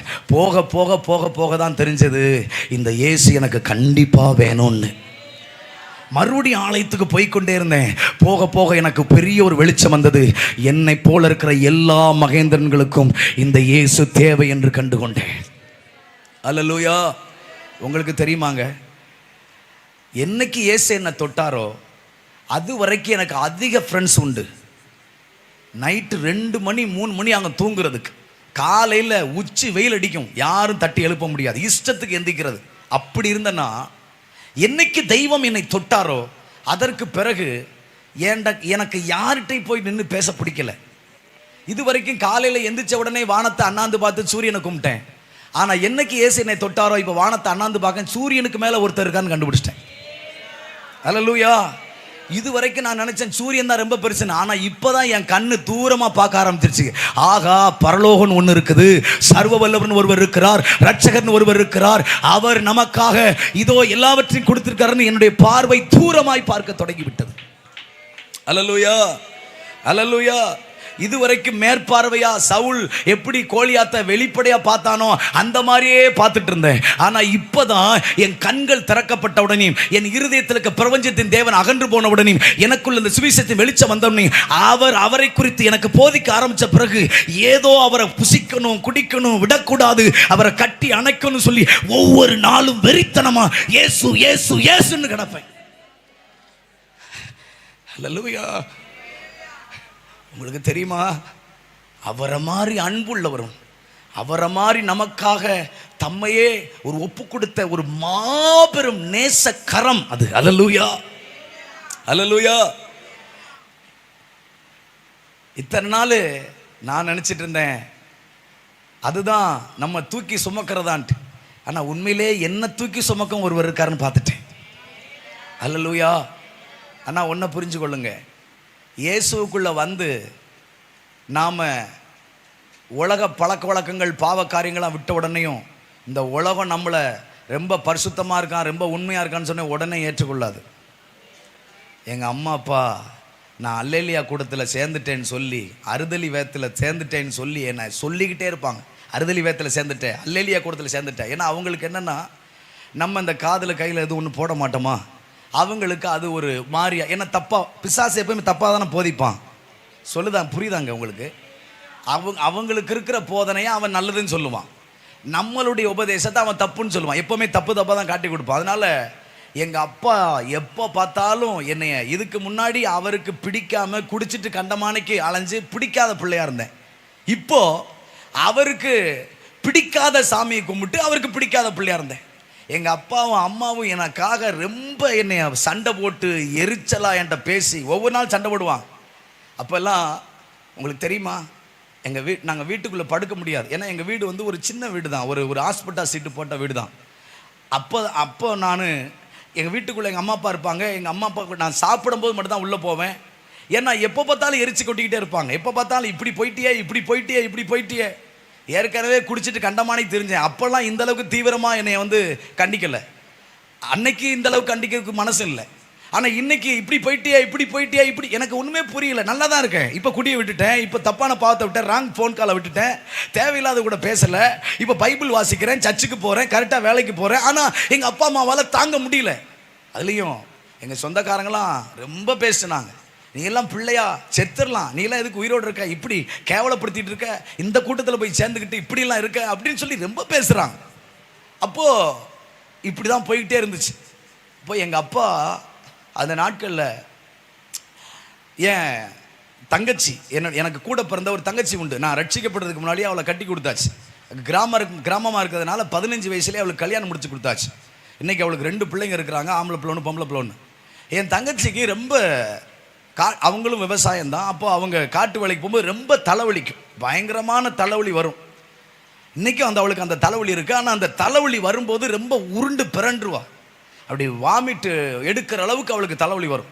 அப்போது நான் அன்னைக்கு என் தங்கச்சிட்ட ஜெபம் பண்ணி ஒரு எண்ணெயை ஜெபம் பண்ணி கொடுத்துட்டு எங்கள் தங்கச்சி சொன்னேன், தங்கச்சி நீ இயேசு சாமியை கும்பிடு நான் சொல்லலை, ஆனால் உனக்கு தலைவலி அதிகமாக இருக்கிறதுனால இந்த தலைவலிக்கு இந்த தலைவலி வரும்போது இந்த எண்ணெயை எடுத்து எங்கள் அண்ணன் கும்பிடுற சாமியே இயேசுவேன்னு ஒரு வார்த்தை சொல்லி இந்த எண்ணெயை தலையில் போட்டுக்கோ அப்படின்னு என் தங்கச்சிட்ட சொன்னேன். எங்கள் அம்மா அப்பாவுக்கு தெரியாமல் எண்ணெயை கொடுத்துருந்தேன்.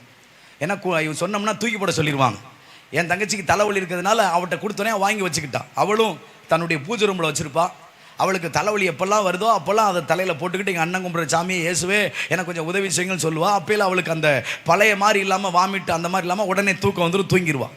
இப்படி தான் அந்த எண்ணெயை ஒவ்வொரு நாள் போட்டுகிட்டே இருந்தேன். அந்த நாட்களில் எனக்கு கர்த்தருடைய இறக்கத்தினால 2017 வருஷத்தில் அந்த அக்டோபர் செப்டம்பர் அந்த மாதத்தில் எனக்கு டெல்லி போகிறதுக்கு ஒரு வாய்ப்பு கிடைச்சது. கோயில்பேட்டில் ஒரு அண்ணன் என்னை அந்த ஏசு அழைக்கிறார் அந்த ஜெப கோபுரத்தில் ஜெபிப்பதற்கு ஒரு 40 நாள் ஜெபம் பண்ண போங்க தம்பி அப்படின்னு சொல்லி. ஏன்னா நான் அந்த ஆண்டருக்குள்ளே வந்த உடனே அந்த 2016 பிப்ரவரியில் வேலையை விட்டுட்டேன்.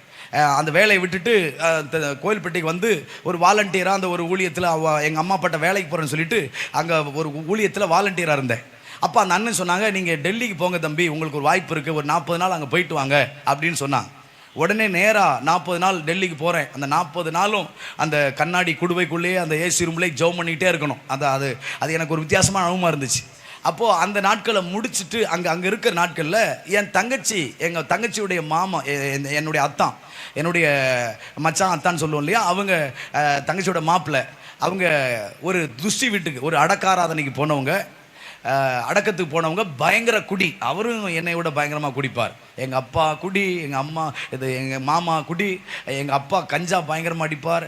அவர் கஞ்சா தொழுவில் சொறி வச்சுட்டாருன்னா அவருக்கு தெரியாமல் நான் எடுத்து அடிப்பேன். அப்படிப்பட்ட அளவுக்கு குடும்பமே ரொம்ப மோசமான நிலைமையில் இருந்து எங்களுடைய அந்த சமுதாயம், அந்த ஜனங்களே ரொம்ப ஒரு மாதிரி இருப்பாங்க.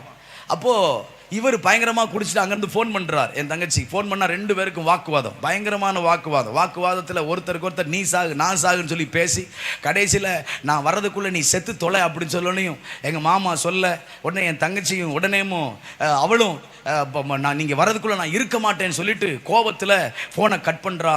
மனசில் அந்த வேதனையில் அந்த வெக்ஸில் உடனே நேராக ஓடி போய் அவங்க அன்னைக்கு விவசாயம் பார்க்குற மிளகா செடி இருக்கு இல்லையா, மிளகா செடி, அதுக்கு பூ எடுக்கிறதுக்கு மருந்து வாங்கி வச்சுருக்கிறான்.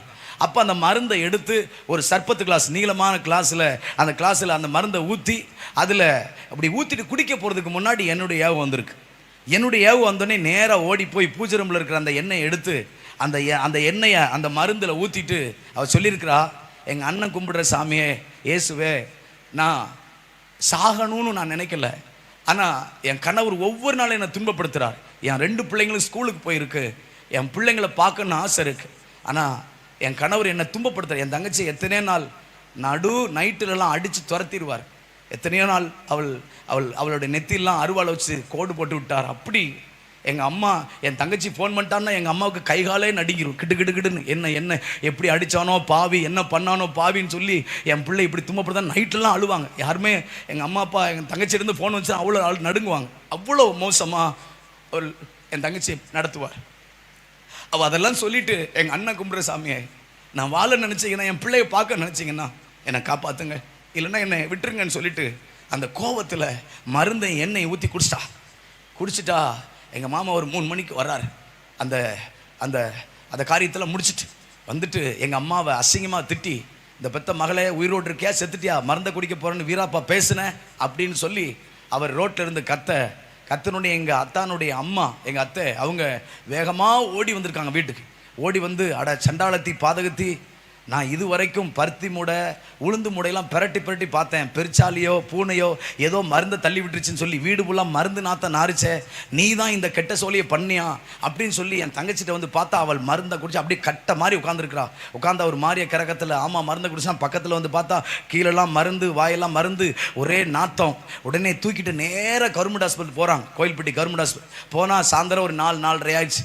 அப்போ உள்ளே போயிட்டு அந்த ஸ்ட்ரெச்சரில் வச்சு தள்ளிட்டு போகும்போது அந்த நேரத்தில் அந்த டியூட்டி டாக்டர் முடிஞ்சு வரும்போது அவ வந்தோடனே என்ன கேஸ்ன்னு சொல்லி ஸ்டாஃப் நர்ஸ்ட்டை கேட்ட உடனேயும் சூசைட் அட்டெம்ப்ட் சார், அந்த மாதிரி மருந்து பாய்சன் கேஸ் அப்படின்னு சொன்னோன்னையும் அவர் என்னென்ன சாந்தரில் பின்னாடியே போயிருக்கிறார். அப்படி போயிட்டு என் தங்கச்சியை கண் இதெல்லாம் பார்த்துட்டு தொண்டையெல்லாம் தண்ணி அந்த லைட் அடித்து பார்த்துட்டு இப்படியே வயிற்றெல்லாம் அமுக்கி பார்த்துட்டு அதுக்கப்புறம் அவர் சொல்லியிருக்கிறாரு, மருந்து தொண்டை வரைக்கும் வந்திருக்கு, மருந்து வயிற்று கீழே மருந்து இல்லை, அதனால் இவளுக்கு ட்ரீட்மெண்ட் தேவையில்லைன்னு சொன்னேன். அல்லேலூயா. உங்களுக்கு புரியலைங்க. உங்களுக்கு தெரியுமா? உங்களுக்கு அதாவது அரளிக்கொட்டையை விட வேற விஷத்தை விட இந்த இந்த இந்த இந்த கெமிக்கல் பாய்சன் வந்து உடனே பிளட்டில் கனெக்ட் ஆகும். அந்த டாக்டர் சொல்லியிருக்காரு, நம்ம ஊர்லலாம் பாம்பு கடிச்சா பாம்பை அடித்து கொண்டு போயிடுவாங்க, இந்த பாம்பு தான் கடிச்சது. அதே மாதிரி மருந்து குடித்தா மருந்து பாட்டில் கொண்டு போயிடுவாங்க, இந்த மருந்து பாட்டில் தான் சொல்லி டாக்டர்கிட்ட எங்கள் அத்தை போய் காமிக்கிறாங்க. டாக்டர் சொல்கிறாரு, இந்த மருந்தை உங்கள் உங்கள் உங்கள் உங்கள் மருமகா 40 மில்லி குடிச்சிருந்தாலும் 20 நிமிஷத்துக்கு செத்துருங்கிறார். இவளுக்கு மருந்து தொண்டை கீழே வரல, தொண்டையில் மட்டும்தான் மருந்து, தொண்டையில் மட்டும்தான் புண்ணா இருக்குன்னு சொல்லிட்டு வயிற்றில் மருந்துல சொல்லி டாக்டர் ட்ரீட்மெண்ட் வேண்டான்னு சொல்கிறாங்க. உடனே என் தங்கச்சி நார்மல் வார்டுக்கு மாற்றுறாங்க. இப்போ எங்கள் அம்மா அப்பாவுக்கு, நான் டெல்லியில் இருக்கேன், எங்கள் அம்மா அப்பாவுக்கு இந்த செய்தி போகுது, உன் பிள்ளை மருந்து குடிச்சிட்டா. உடனே எங்கள் அம்மா அப்பா நேராக கட்டப்பையில் துணி எடுத்துட்டு ஆட்டோவில் வர்றாங்க. வந்தால் ஒரே வசவு எனக்கும் இயேசுவுக்கும். எப்போ பார்த்தாலும் எனக்கும் இயேசு தான் வசவு. வீட்டில் என்ன நடந்தாலும் சரி. எங்கள் வீட்டில் ஒரு நாள் ஒரு ஆடு நல்ல 4 குட்டி 3 குட்டி போடும். அந்த ஆடு ஒரு நாள் செத்து போச்சு. எங்கள் அப்பா ஆடு செத்த உடனேயும் இந்த படுவாவி என்னைக்கு இந்த அறுதலி வேத்துக்குள்ளே போனாலும் அன்னைக்கே என் சொத்தெல்லாம் போச்சு, என் முதல்லாம் போச்சுன்னு சொல்லிட்டு கத்துன்னு கத்துறாரு. நான் தான் என் ஏசு தான் ஆட்டை கொண்டுட்டாருன்னு. நான் ஆண்டோட்ட போய் அழுகிறேன், ஏசப்பா நாங்களாம் சாகக்கூடாதுன்னு சொல்லி தான் நீங்கள் உங்களை கொடுத்தீங்க, ஒரு சின்ன ஒரு எறும்பு கூட துரோகம் பண்ண மாட்டீங்க, தம்முடைய கிரிகள் மேலாம் இறக்கமுள்ளவராக இருக்கிறீங்கன்னு பைபிள் சொல்லுதுப்பா, உங்களை போய் இப்படி சொல்கிறாங்களேன்னு சொல்லிட்டு நான் ஏசப்பட்டு அழுகிறேன். அன்னைக்கு அழுதுட்டு சர்ச்சுக்கு போகிறேன். எங்கள் அப்பா அந்த ஆட்டை புதைக்கிறதுக்காக 4 பேரை கூப்பிட்டு இந்த ஆட்டை தூக்கிட்டு போயிருக்கிறார். அப்போ அந்த எங்கள் அப்பாவோட கூட சேர்ந்து ஆடு மேய்க்கிறவர் அவர் சொல்லியிருக்கிறாரு, ஆடு செத்து ரொம்ப நேரம் ஆகலை, நீ எதுக்கு இதை உடனே புதைக்க போகிற, இதை வெட்டி கறி போட்டினா உனக்கு ஏதோ ஒரு 1000 கிடைக்கலன்னு சொன்னோன்னே எங்கள் அப்பா அந்த ஆட்டை வெட்டி அந்த வேலியில் தலைகீழ தொங்க போட்டு உரிச்சிட்டு இருக்கிறாங்க. அப்போது அந்த வயிற்றுக்குள்ளே இவ்வளவு மக்காச்சோளம் இருந்துச்சான். மக்காச்சோளம்னா தெரியுமா? அப்போது அந்த அந்த அந்த அந்த அவர் பேர் பரமசிவன், அவர் வந்து சொன்னாராம், நீ நேற்று ஆட்டை மக்காச்சோள காட்டில் மேய விட்டுட்டு நீ எங்கே படுத்து கிடந்தையோ அந்த ஆடு மக்காச்சோளம் தின்னுட்டா என்னன்னா, மக்காச்சோளம் தின்னுட்டு தண்ணி குடிச்சிச்சுன்னா அந்த மக்காச்சோளம் குடலில் ஊதிரும், குடலில் ஊதிச்சுன்னா வயிறு வீங்கிரும், மூச்சு போகாமல் ஆடு செத்து போகும். இப்போ அவர் சொல்லியிருக்கிறாரு, நீ ஆட்டை மக்காச்சோளத்தில் விட்டுட்டு நல்லா தண்ணி வச்சு ஆட்டை கொண்டுட்டு அந்த பயலை போய் திட்டுறே, உனக்கெல்லாம் அறிவு இல்லையான்னு கேட்டாராம். உங்களுக்கு தெரியுமா, நீங்கள் ரோட்லையும் வீதிலையும் அழுதுட்டு போகிற கண்ணீருக்கு உங்களுக்கு கர்த்தர் எங்கே நின்றாலும் நியாயம் செய்வார். எனக்கு என்னையும் இயேசுவையும் கொலகாரனா சொல்லிட்டார், ஆட்டை கொண்டுட்டன்ட்டு. நான் அழுதுகிட்டே சர்ச்சுக்கு போனேன், ஏசப்பா பாருங்க ஏசப்பான்ட்டு. என் கண்ணீர் ஹெல்மெட்டெல்லாம் பறந்துச்சு. ஆனால் வீட்டுக்கு வர்றதுக்குள்ளே எங்கள் அப்பா மூஞ்சி தொங்கி இருக்குது. ஏன்னா கொன்னது அவர். ஆண்டவரை மாதிரி ஒரு வல்லமையுள்ள தேவன் யாருமே இல்லை. அப்போது என் தங்கச்சி மருந்தை குடிச்சான்னு கேள்விப்பட்டனே, இந்த படுவாவி என்னைக்கு அறுதலி வேதத்தில் போனானோ என் குடும்பமே வம்பா போச்சு. எங்கள் அப்பா என் தங்கச்சியை சொல்லுவார், குடும்ப குத்து விளக்கும்பார். என் தங்கச்சி மேலே ரொம்ப பாசம் இருக்கும். இந்த பொம்பளை பிள்ளைகளை எப்போவுமே அப்பா அம்மா ரொம்ப நேசிப்பாங்க. உங்களுக்கெல்லாம் புரியாது பாருங்களேன், கடவுள் எனக்கு ஒரு பொம்பளை பிள்ளை கொடுத்துருக்குறார். அப்போது என் தங்கச்சியை எங்கள் அப்பா குடும்ப குத்துவலக்குன்னு சொல்லி என் குடும்ப குத்துவலக்கை கொண்டுட்டான்னு சொல்லி புறப்பட்டு போகிறார். அப்படி புறப்பட்டு போனால் அங்கே போனால் என் தங்கச்சி அந்த அவசர சிகிச்சையில் இல்லை, அவர் நார்மல் வார்டில் இருக்கா. உடனே எங்கள் அப்பா நேராக நார்மல் வார்டுக்கு போகிறாரு. எங்கள் அப்பா அவங்க அம்மாவும் போயிட்டு ஏன் இந்த மாதிரி பண்ணேன்னு சொல்லி 2 திட்டிட்டு எங்கள் அத்தா எல்லோரும் வெளியில் போன பிறகு எங்கள் அப்பா எங்கள் அம்மாவும் கேட்டிருக்காங்க, ஏன் இப்படி பண்ண அப்படின்னு. என் தங்கச்சி சொல்லியிருக்கா, அம்மா நான் சத்தியமாக, நம்ம சத்தியம் பண்ண மாட்டோம், அவள் ஆண்டவர் அறியால, அவள் சத்தியமாக நான் சொல்கிறேம்மா, நான் மருந்தை குடித்தம்மா, சத்தியமாக நான் குடித்தேன். ஆனால் அண்ணன் எனக்கு அவன் போகும்போது எனக்கு ஒரு எண்ணெயை கொடுத்துருந்தான், அந்த எண்ணெயை அண்ணன் சொன்னான், தலைவலி வரும்போதெல்லாம் எங்கள் அண்ணன் கும்பிட்ற சாமி இயேசுவேன்னு சொல்லி போட்டுக்கன்னு சொன்னான்.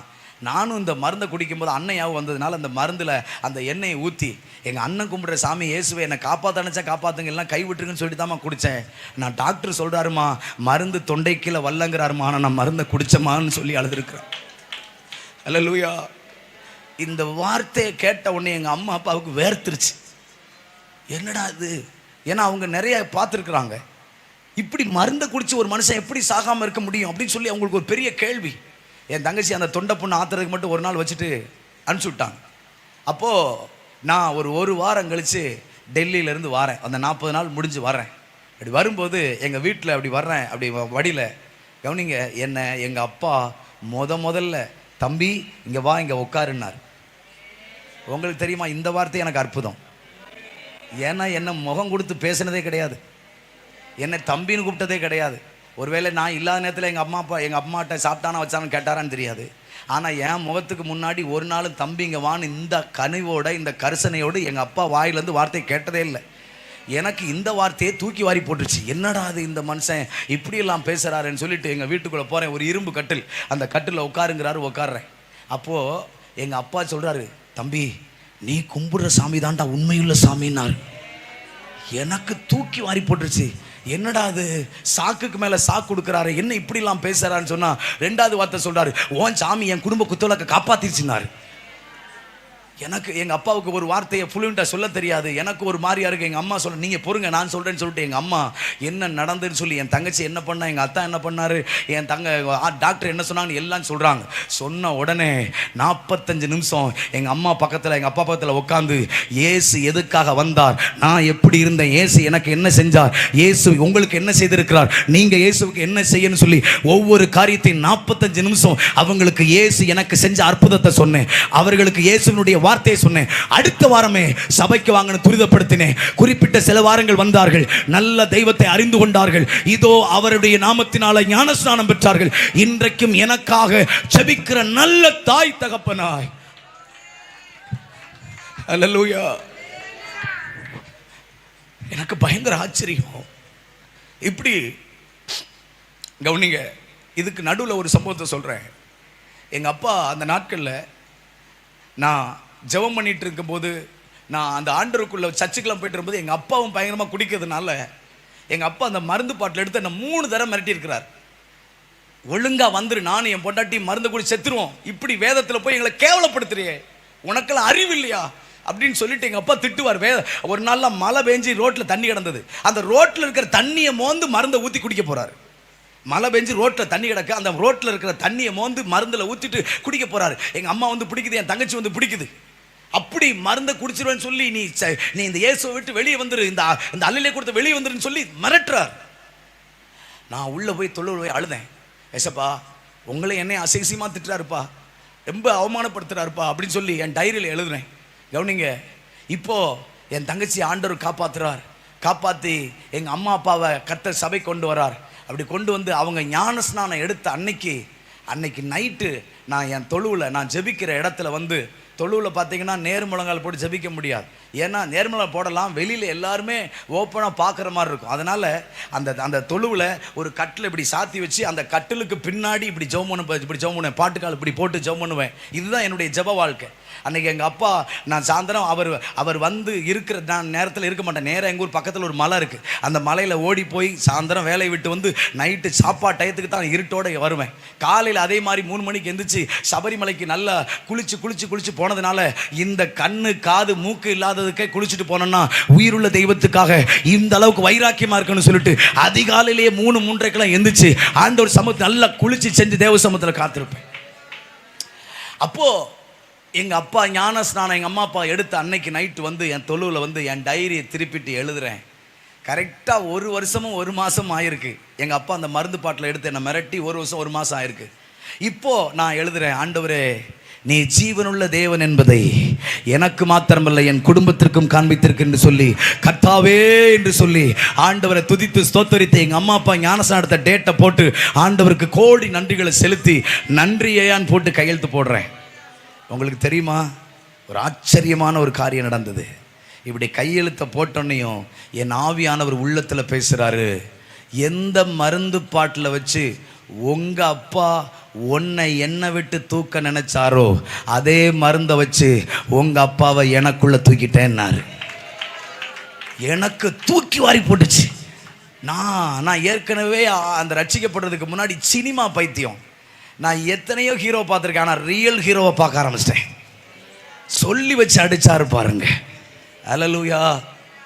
இன்னைக்கும் சொல்கிறேன், ஆண்டவருடைய இரக்கத்தில் சொல்கிறேன், எங்கள் அப்பா அம்மா இன்றைக்கும் என் மனைவிக்கு இதை அனுப்பி விட்டுருக்கிறேன். அதை பார்த்துட்டு இருப்பாங்க, எங்கள் அம்மா அப்பா பார்த்துட்டு இருப்பாங்க. இன்றைக்கும் அவர்கள் எனக்காக ஜெபிக்கக்கூடிய ஒரு நல்ல தாய் தகப்பனாய் கர்த்தர் எங்கள் அம்மாவையும் அப்பாவையும் என் குடும்பத்தையும் தெய்வம் ரட்சித்தார். முழு குடும்பமாய் கர்த்தர் எங்களை அவரை ஆராதிக்கும்படி இரக்கம் பாராட்டினார். அல்லேலூயா, அல்லேலூயா. நான் ஒன்று சொல்கிறேன், இயேசு உயிர் உள்ளவர் என்றும் இன்றைக்கும் அவர் கிரியை செய்கிறார் என்றும் இன்றைக்கும் அவர் தம்முடைய ஜனத்தை மறக்கவில்லை என்பதற்கு நீங்கள் அதுக்கு ஒரு அடையாளம் கேட்டிங்கன்னா அதுக்கு உங்கள் முன்னாடி கர்த்தர் என்னை நிறுத்தியிருக்கிறார்னு சொல்லுவேன். அவர் இன்றைக்கும் கிரியை செய்து கொண்டு தான் இருக்கிறார். அவர் இன்றைக்கும் ரட்சித்து கொண்டு தான் இருக்கிறார். இன்றைக்கும் தம்முடைய ராஜ்யத்தில் ஜனங்களை சேர்த்து கொண்டு தான் இருக்கிறார். நான் சொல்லுகிறேன், உங்களை மறக்கலை, உங்கள் பிள்ளைகளை மறக்கலை, தேசத்தை மறக்கலை. அவர் இன்னைக்கும் தம்முடைய கிரியைகளை நிறுத்தவில்லை. அல்லேலூயா, அல்லேலூயா. உங்களுக்கு தெரியுமா, ஒரு நாள் எங்கள் சபையில் ஒரு காணிக்கை பாட்டு வரும். அப்போல எனக்கு அந்த ரொம்ப ஆர்வம். அப்போ அந்த காணிக்கை பாட்டு படிக்கிறதுக்கு போகிறேன். எனக்கு இந்த ராகம்லாம் தெரியாது. நான் பாட்டுக்கு என்னென்னதோ பாடுவேன். ஃபாதர் பெர்க்மான்ஸ் பாட்டே ராகம்லாம் பாடுவேன். அந்த அளவுக்கு எனக்கு இன்றைக்கி படிக்கிறதுலாம் அபூர்வம். இது ரொம்ப அபூர்வம்னு நான் நினைப்பேன். அன்னைக்கெல்லாம் அப்படியே பாட சொன்னால் வார்த்தையை வாசிப்பேன். அப்படி தான் இருப்பேன் வச்சுக்கோங்களேன். அப்படி பாடல் படிக்கும்போது தூரத்தில் இருந்த ஒரு ஐயா நான் பாட்டை படிக்கணும்னு கையில் மைக் எடுத்தாலே மூஞ்சி அப்படி ஓர் திருப்புவார். ஐயையோ இவங்க கையிலையா மைக்கை கொடுத்துட்டாங்கன்ட்டு அப்படி திருப்புவார். அப்படி ஒரு நாள் அப்படி தான் அவர் மாடு வச்சு, இப்போ இல்லை, அவர் வயசானவர், நல்லா பாட்டு படிப்பார். பரமழைப்பின் பந்தய பொருளுக்கு அந்த பாட்டெலாம் சூப்பராக படிப்பார். அப்போது அந்த ஐயா அப்படி மூஞ்சி அப்படி ஒரு மாதிரியே திருப்புவார். அப்போது நான் அன்னைக்கு அதை பார்த்துட்டு எனக்கு பாட்டு ஓடவே இல்லை. நேராக வண்டியில் அழுதுகிட்டே வரேன். ஏசப்பா, இந்த ஐயா எப்போ பார்த்தாலும் நான் பாட்டு படித்தா முகம் ரொம்ப சுளிக்கிறாரு, எனக்கு பாட்டு படிக்கவே தெரிய மாட்டேங்க ஏசப்பா, எனக்கு சொல்லிக் கொடுங்க ஏசப்பா அப்படின்னு அழுதுகிட்டே இருக்கிறேன். அப்படி வந்து என் வீட்டு தொழுவுக்குள்ளே வந்து மறுபடியும் அழுகிறேன். ஆண்டவர்கிட்ட சொல்லிவிட்டு அழுகிறேன். அப்போ இல்லை பக்கத்தில் ஒரு வேலி மரம், அதில் காக்கா கத்திக்கிட்டே இருந்துச்சு. ஏற்கனவே நான் ஜெபம் பண்ணி டென்ஷனில் இருக்கிறேன், எரிச்சலில் இருக்கிறேன். இப்படி காக்கா வர கற்றுன்னு கல் எடுத்து விரட்டுறேன். மறுபடியும் காக்கான்னு கத்திகிட்டே இருந்துச்சு. அப்படி கத்திக்கிட்டே இருக்கும்போது எனக்கு ஆண்டவர் உள்ளத்தில் பேசுகிறாரு, காக்கைக்கு தன் குஞ்சு பொன் குஞ்சு, நீ படிக்கிறது எனக்கு பிடிச்சிருக்கு பாடுன்னாரு. உங்களுக்கு புரியலைங்க. அந்த ஒரு வார்த்தை நானே 200 பாட்டு எழுத வச்சது. ஆண்டவருடைய சமூகத்தில் நானே உட்கார்ந்து 200 பாடல்களை எழுத தெய்வம் எனக்கு கிருபை கொடுத்தார். அல்லேலூயா. இதை ஏன் சொல்கிறேன்னு தெரியுமா? பெரிய புத்திசாலியோ குடும்ப பின்னணியை உள்ளவனோ பரம்பரை கிறிஸ்தவனோ அல்ல. நே ஒன்று தான் சொல்கிறேன், அவருடைய அன்பு பெருசு. எங்கள் அம்மா அப்பா என்னை விரட்டும் போதெல்லாம் மலைக்கு ஓடிடுவேன், பைபிளை கட்டி பிடிச்சி தூங்குவேன். இத்தனையோ நாட்கள் உங்களுக்கு தெரியுமா, கோவில்பட்டியில் இருக்கும்போது 2018-19 அந்த நாட்களில் எனக்கு பைக்கு கிடையாது. அப்போ ஏதாவது ஒரு சின்ன சின்ன ஊழியம் யாராச்சும் அண்ணன் தம்பி என் கூட வாங்கன்னு சொன்னால் நான் ஓடிடுவேன். அப்படி போகும்போது பைபாஸ் ரோட்டில் நிற்பேன், பஸ்ஸு நிற்காது, அழுவேன். ஏசப்பா பஸ்ஸு நிற்க மாட்டேங்குது, டயத்துக்கு போக முடியல, அழுவேன். என் கண்ணீர் அப்படியே ரோட்டில் விழும்.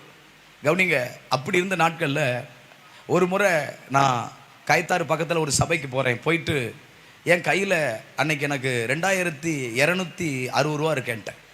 அப்போது நான் அந்த சபையில் ஆராதனை நடந்துகிட்டே இருக்குது. ஆண்டவர் ஆரம்ப ஜபத்திலே சொல்கிறாரு, உன் கையில் இருக்க 2000 ரூபா எடுத்து அந்த போதகர்கிட்ட கொடுன்ட்டு. உடனே நான் சொல்கிறேன், ஆவியான்கிட்ட சொல்கிறேன், என் மனசில் யோசிச்சுட்டே சொல்கிறேன், தேதி 10 ஆயிடுச்சு, 6ஆம் தேதி வாடகை கொடுக்கணும், மாத வாடகை 2000 ரூபா, 6ஆம் தேதி கொடுக்கணும், 10 ஆயிடுச்சு, இப்போ தான் வச்சுருக்கேன், நான் வாடகை கொடுக்கணும்னு சொல்லிட்டு ஆண்டவர்கிட்ட உள்ளத்தில் போராடிட்டே இருக்கிறேன். அப்போ ஆவியான மறுபடியும் உணர்த்திட்டே இருக்கார், குடுன்னு உணர்த்திட்டே இருக்கிறார். கடைசியில் என்னாத்துமா கத்தரை சோதரி போட்டேனே, அந்த போதர் ஐயா அந்த சர்ச்சில் மேலே வந்து கல் போயிச்சாங்க, அங்கே போய் நின்று பார்த்துட்டு இருந்தார். அவங்ககிட்ட நேராக ஓடி போய் எதுவுமே யோசிக்கல, அந்த 2000 ரூபா எடுத்து அவர் கையில் கொடுத்துட்டு நேராக கைத்தாருக்கு வர்றேன். வந்த உடனே அங்கே ஒரு அக்கா இருக்கிறாங்க. அந்த அக்கா ரொம்ப கஷ்டப்பட்டவங்க. என்னை வந்து என் தங்கச்சிக்கு பிறகு கிறிஸ்துக்குள்ளே கொஞ்சம் நடத்தினவங்க. அவங்க தான் சர்ச்சுக்கு முதல்ல கூட்டு போனாங்க, அந்த சொல்லி அனுப்புனாங்க. அவங்க ரொம்ப கஷ்டமாக இருக்கிறதுனால அவங்ககிட்ட பார்த்தேன், 200 எடுத்து கையில் கொடுத்துட்டேன். இப்போ என்கிட்ட வெறும் 60 ரூபா தான் இருக்குது. நேராக வந்தேன், பஸ் ஸ்டாப்பில் வந்தேன், ஒரு டீயும் வடையும் சாப்பிட்டேன். அது ஒரு 20 ரூபா போயிடுச்சு. 25 ரூபா 20 ரூபா போயிடுச்சு. நேராக அங்கேருந்து பஸ் ஏறி போகிறேன் கோயில்பட்டிக்கு, அது ஒரு 25 ரூபா போகுது. மீதம் என்கிட்ட வெறும் 10 ரூபா இருக்குது. இப்போ இந்த 10 ரூபா வச்சுட்டு ரூமுக்கு போகிறேன். போயிட்டு ஸ்தோத்திரம் பண்ணிட்டே இருக்கேன், பேசிகிட்டே இருக்கேன். நான் தனியாக புலம்பிகிட்டே இருப்பேன், டாடி டாடி டாடின்னு பேசிட்டே இருப்பேன். அன்றைக்கி எல்லாமே எனக்கு அவர் தான். டாடி டாடின்னு பேசுங்க. ஏசப்பா பாருங்கள், வெறும் 10 ரூபா தான் இருக்குது. அடுத்து மத்தியானம் வேறு சாப்பிடணும். காலையில் சர்ச்சை முடிச்சுட்டு ஒரு வடை டீயோடு முடிச்சுக்கிட்டேன். ஏதோ ஒரு 10 ரூபா தான் இருக்குது அப்படின்னு சொல்லி பேசிக்கிட்டு நான் நார்மலாக பேசிட்டு ஜோம் பண்ணிட்டு அப்படியே இருக்கிறேன். இப்போ திடீர்னு எனக்கு ஒரு ஃபோன் வருது. அந்த ஃபோனில் பிரைஸ் லார்ட் பிரதர் அப்படிங்கிறாங்க. எனக்கு அந்த குரல் அடையாளத்தை கண்டுபிடிக்கல. பிரதர் நீங்கள் பிரதர், நான் உங்களை ஒரு நாள் விளாத்தி குளத்தில் உங்களை ஒரு நாள் பஸ் ஏற்றி விட்டேன், யாவும் இருக்கா அப்படின்னு. சொல்லுங்கள் பிரதர் அப்படின்னேன். பிரதர் எப்படி இருக்கீங்க? நல்லா இருக்கீங்க? நல்லா இருக்கேன் பிரதர், நீங்கள் சொல்லுங்கள் அப்படின்னேன். அப்போ அவர் சொன்னார், பிரதர் நான் உங்களுக்கு ஒரு சின்ன காணிக்கை போட்டிருக்கேன், எனக்கு ஆண்டவர் உணர்த்தினார், நீங்கள் அதை போய் எடுத்துக்கோங்க அப்படின்னு சொல்கிறார். கவனிங்க, அப்போது என் ஃபோன் நம்பர் வழியாக அவர் போட்டிருக்கிறார். அப்போது சொன்ன உடனே நான் வந்துட்டு எனக்கு ஒரே ஒரு கேள்வி. அதாவது வந்து எப்படின்னா, அவங்க ஃபோனை கட் பண்ணி ஒரு பயம், ஆன்லைன் பிரச்சனை, சர்வர் பிரச்சனை, அந்த பிரச்சனை இந்த பிரச்சனை. கோயில்பேட்டிலேருந்து உள்ளே போனால் 10 ரூபா டிக்கெட்டு. நான் இருக்கிற இடத்துலேருந்து அந்த ஏடிஎம் பக்கத்தில், அந்த பஸ் ஸ்டாண்டு பக்கத்தில் போனால் 10 ரூபா டிக்கெட்டு. நான் ஆண்டோட சொல்கிறேன், ஏதாவது ஆன்லைன் சர்வர் பிரச்சனைன்னு சொல்லிவிட்டு நான் அங்கே போயிட்டு என்னை திரும்ப வச்சுறாரோ, காணிக்க ஏடிஎம்மில் வரலன்னு சொல்லி திரும்ப கேட்டால் கேவலம். சொல்லுங்க, அவராக ஃபோன் போட்டு காணிக்க எடுத்துட்டீங்கன்னு கேட்டால் பிரச்சனை இல்லை. பிரதர் காணிக்க போட்டிங்கன்னு சொல்லி ஏடிஎம்மில் ஒன்றும் இல்லைன்னு திருப்பி கேட்டோம்னா அவமானம். எங்கள் எத்தனை இடத்துல வெறுங்கவரை வாங்கிட்டு வந்திருக்கோம் தெரியுமா? அவங்களுக்கு புரியாது. அவங்க ஒரு வேளை போதரையா மறந்து போய் வெறுங்கவரை கொடுத்துருக்கலாம். திரும்ப ஃபோன் போட்டு கேட்க முடியுமா? உங்களுக்கு தெரியாது. இந்த பாதையில் நடந்த தகப்பன் மாதிரி தெரியும். அப்போது நான் போகிறேன், ஏடிஎம்மில் உள்ள காடை விடுறேன். உள்ள காடை விட்டால் முட்டை முட்டையாக காமிக்குது. எனக்கு பயம், என்ன முட்டை முட்டையாக காமிக்க சொல்லி இந்த ஏடிஎம் போய் சொல்லி இன்னொரு ஏடிஎம் போகிறேன். அதுலேயும் அப்படி 0 காமிக்குது. பார்த்தேன், இதுவும் போய் சொல்லி வேற ஒரு ஏடிஎம்மில் விட்டு ஒரு 15,000 ரூபா போடுவோன்னு சொல்லி போட்டேன். வந்துருச்சு. மீதம் பார்த்தா உள்ள 85,000 ரூபா இருந்துச்சு. ஏங்க, அவர் மறுபடியும் ஃபோன் பண்ணி சொன்னார், நான் உங்களை ஒரு நாள் பஸ் ஏற்றி விட்டேன், நீங்கள் அன்னைக்கு அந்த மழை உள்ள நாட்களில் பஸ் ஏற்றி விட்டதுனால அன்னைக்கு ஆண்டவர் என்ன சொன்னார், உங்களுக்கு ஒரு பைக் வாங்கி கொடுக்கணும்னு ஆண்டவர் சொன்னார். நான் அன்னைக்கு பைபாஸில் அழுத கண்ணீரை எங்கள் அம்மா அப்பாவோ நான் சுற்றி இருக்கிற நண்பர்கள் யாருமே பார்க்கல. ஆனால் அன்னைக்கு என் கண்ணீர் தரையில் விழுந்தது நினச்சேன், அவருடைய சமூகத்தில் விழுந்தது என்பதை கர்த்தர் எனக்கு வெளிப்படுத்தி எனக்கு ஒரு நல்ல பைக் வாங்க கர்த்தர் உதவி செய்தார். உங்களுக்கு தெரியுமா, ஆண்டோடைய இரக்கத்தில் சொல்லுவேன், எங்கள் அம்மா அப்பா விட்டு 2016 வருஷத்தில் நான் அங்கேருந்து வந்தேன். இன்னைக்கு வரைக்கும் எனக்கு ஒரு 10 ரூபா கொடுங்கன்னு எங்கள் அம்மா அப்பாட்ட கேட்டதே இல்லை. இன்னைக்கு வரைக்கும் அவர்களையும் போஷிக்கத்தக்க தெய்வம் என்னை பலப்படுத்தி இருக்கிறார். என் உச்சந்தலைந்து உள்ளங்கால் வரைக்கும் என்னுடைய உடையாக இருக்கட்டும், எனக்கு உணவாக இருக்கட்டும், என்னுடைய வாழ்க்கையோட ஒவ்வொரு பகுதியாக இருக்கட்டும், எல்லாவற்றையும் ஒவ்வொரு முறையும் எந்த குறைவில்லாமல் இன்றைக்கு வரைக்கும் என்னை தாங்கி வருகிறார். ஹல்லேலூயா, ஹல்லேலூயா. ஒன்னே ஒன்று சொல்கிறேன், ஒரு முறைலாம் என்கிட்ட வெறும் 12 ரூபா இருந்துச்சு. அன்னைக்கு பகலில் என் கூட இருக்கிற அந்த ஊழியம் செய்கிற சகோதரர்கள், ஒரு இன்ஜினியர் எல்லோரும் வந்தாங்க. ஆனால் அன்றைக்கி பகல்லலாம் பாஸ்டிங் இருந்துட்டு நைட்டு பசி எடுத்துருச்சு. அந்த பாஸ்டிங் முடிக்கிற டைம் வச்சுக்கோங்களேன். இப்போ 12 ரூபா தான் இருக்குது. என் ரூம் பக்கத்தில் ஒரு கடை இருக்குது. அவர் நைட்டு 11 தான் கடையை பூட்டுவார். நேராக இறங்கி வர்றேன், அவர் எல்லாத்தையும் அந்த ஜாரெல்லாம் எடுத்து வச்சுட்ருக்காரு. 12 ரூபாய்க்கு 2 பச்சைப்பழம் வாங்கினேன். 2 பச்சைப்பழத்தை வாங்கி ஒரு பச்சைப்பழத்தை உரித்து சாப்பிட்றேன். ஒரு பச்சைப்பழம் 6 ரூபா. 2 பழம் வாங்குறேன். அதில் ஒரு பழத்தை பிடிச்சி சாப்பிட்டுட்டு பேசுகிறேன் ஏசப்பாட்ட, டாடி பாருங்கள் 12 ரூபாவில் 6 ரூபா காலி ஆயிடுச்சு, இன்னொரு பழமும் காலியாக போகுதுன்னு உரிச்சு வச்சுட்ருக்கிறேன். அப்போ இல்லை அந்த பைப்பா இந்த மாதிரி தான் ஒரு பாலம். அந்த பாலத்தில் அடியில் ஒருத்தர் திடீர்னு ஒரு வெள்ளைச்சட்டை போட்டு ஒருத்தர் வர்றார். வந்துட்டு பிரைஸ் லார்ட் பிரதர் அப்படிங்கிறார். என்ன பிரைஸ் லார்ட் பிரதர் அப்படிங்கிறாரு அப்படின்னு சொல்லிட்டு நேராக போய் பக்கத்தில் பார்த்தா ஒரு கொஞ்ச நாளைக்கு முன்னாடி அறிமுகமான ஒரு போதகர். என்னதான் அந்த தமிழ்நாட்டுக்காரங்களுடைய பண்பாடு, சாப்பிட்டுட்டு திருப்பி கொடுக்காம தான் நல்லா இருக்காது இல்லையா? ஒரு வார்த்தை மனசுக்குள்ளே யோசிச்சு சொல்கிறேன், ஏசப்பா இவர் கேட்கக்கூடாது, ஆனால் நான் சொல்ல போகிறேன், பழம் சாப்பிட்றீங்களா பாஸ்டர் அப்படின்னு சொல்லிட்டு மனசில் கேட்கக்கூடாதுன்னு நினச்சிட்டே சொல்கிறேன். ஏன்னா வாங்கி கொடுக்க காசு இல்லை இல்லையா? அப்போது அவரும் பிரதர் வேண்டாம் அதெல்லாம் வேண்டாம் அப்படின்ட்டார். அப்பாடா அப்படின்னு நினச்சிட்டு இருந்துக்கவன் என்ன யோசிச்சான்னு தெரில. நைட்டு 11 மணிக்கு மேலே டக்குன்னு பையிலேருந்து 500 ரூபா எடுத்தார், பையில் வச்சுட்டு போயிட்டே இருந்தார். உங்களுக்கு தெரியுமாங்க, என் கூட அன்னைக்கு பகலில் எத்தனை பேர் வந்தாங்க, யார்கிட்டையுமே என் நிலைமையை சொல்லலை. சில நேரங்கள் ஆண்டவர் அப்படித்தான், அதாவது கத்தி எடுத்து ஓங்கி ஈசாக்க ஓங்கி குத்த வர நேரத்தில் தான் கர்த்தர் சொல்லுவார், கையை போடாத, இப்பொழுது எனக்கு நீ பயந்திருக்கிறோன்னு அறிந்திருக்கிறேன். இவருக்கு தெரியாது என்னங்க இருக்குது, இவருக்கு தெரியாது எதுவுமே கிடையாது. ஆனால் சில நேரங்களில் அந்த எல்லை வரைக்கும் கொண்டு போய் நம்மளை சோதிப்பார். யார்கிட்டையும் கேட்கல. நைட்டு 11 மணிக்கு மேலே எனக்கு அடுத்த நாள் நான் நகர்ந்து போகிறதுக்கான சூழ்நிலையை கர்த்தர் சந்தித்தார். இன்னைக்கு வரைக்கும் எங்கேயும் வாய் திறந்து கேட்காத அளவுக்கு தெய்வம் என்னை நடத்தி கொண்டிருக்கிறார். இதை ஏன் உங்களுக்கு சொல்கிறேன்னா, நான் ஆண்டோடைய இரக்கத்தை சொல்லுகிறேன். எப்போவுமே ஒன்று புரிஞ்சு கொள்ளுங்க, தேவ கிருபையில் சொல்கிறேன், நம்மளை தெய்வம் ஆரம்பத்தில் அவர் நம்மளை வந்து தொடுறார். அந்த தொட்ட பிறகு நாம் தான் அவரை நெருங்கி போக வேண்டும். அல்லேலூயா. ஒவ்வொரு முறையும் தெய்வம் என்னை போதித்து, அழகாக காலையில் ஒரு பாஸ்டர் அவர் பாட்டு படித்தாங்க, நான் உனக்கு போதித்து நீ அடக்க வேண்டியவளை காட்டுவேன். ஒவ்வொரு நாளும் போதிச்சார். நல்ல ஆலோசகராக இருந்தார். நல்ல ஆவியானவர் என்னை உணர்த்தினார், செம்மையான வழியில் நடத்தினார். இன்றைக்கு வரைக்கும் அவருடைய கிருபை என்னை காத்து வருகிறது. இது எல்லாம் அவருடைய அனாதி தயவு. அல்லேலூயா. ஒரு உயிருள்ள தெய்வம்னா அது இயேசு மாத்திரமே. எந்த சூழ்நிலையிலையும் எப்பேற்பட்ட மனுஷனையும் பிரகாசிக்கிற மெய்யான ஒளி அது இயேசு மாத்திரமே. இன்றைக்கு நான் தாழ்மையாக சொல்கிறேன், இந்த மார்த்தாண்டத்தில் என்னை போல எத்தனையோ மகேந்திரங்கள் உண்டு. என்னை போல குடிச்சிட்டு தவறான பாதையில், இச்சையான பாதையில் விழுந்து கிடக்கிற மகேந்திரன் உண்டு. அப்படிப்பட்ட மகேந்திரனுக்கு இந்த வெளிச்சத்தை கொண்டு போகணும்னா என் தங்கச்சி ஜெனிய மாதிரி தேவ அன்பை நாம் காமிக்கிற கூட்டமாக இருக்க வேண்டும். அல்லேலூயா, அல்லேலூயா. என் மேன்மையை பெருக பண்ணி என்னை மறுபடியும் தேற்று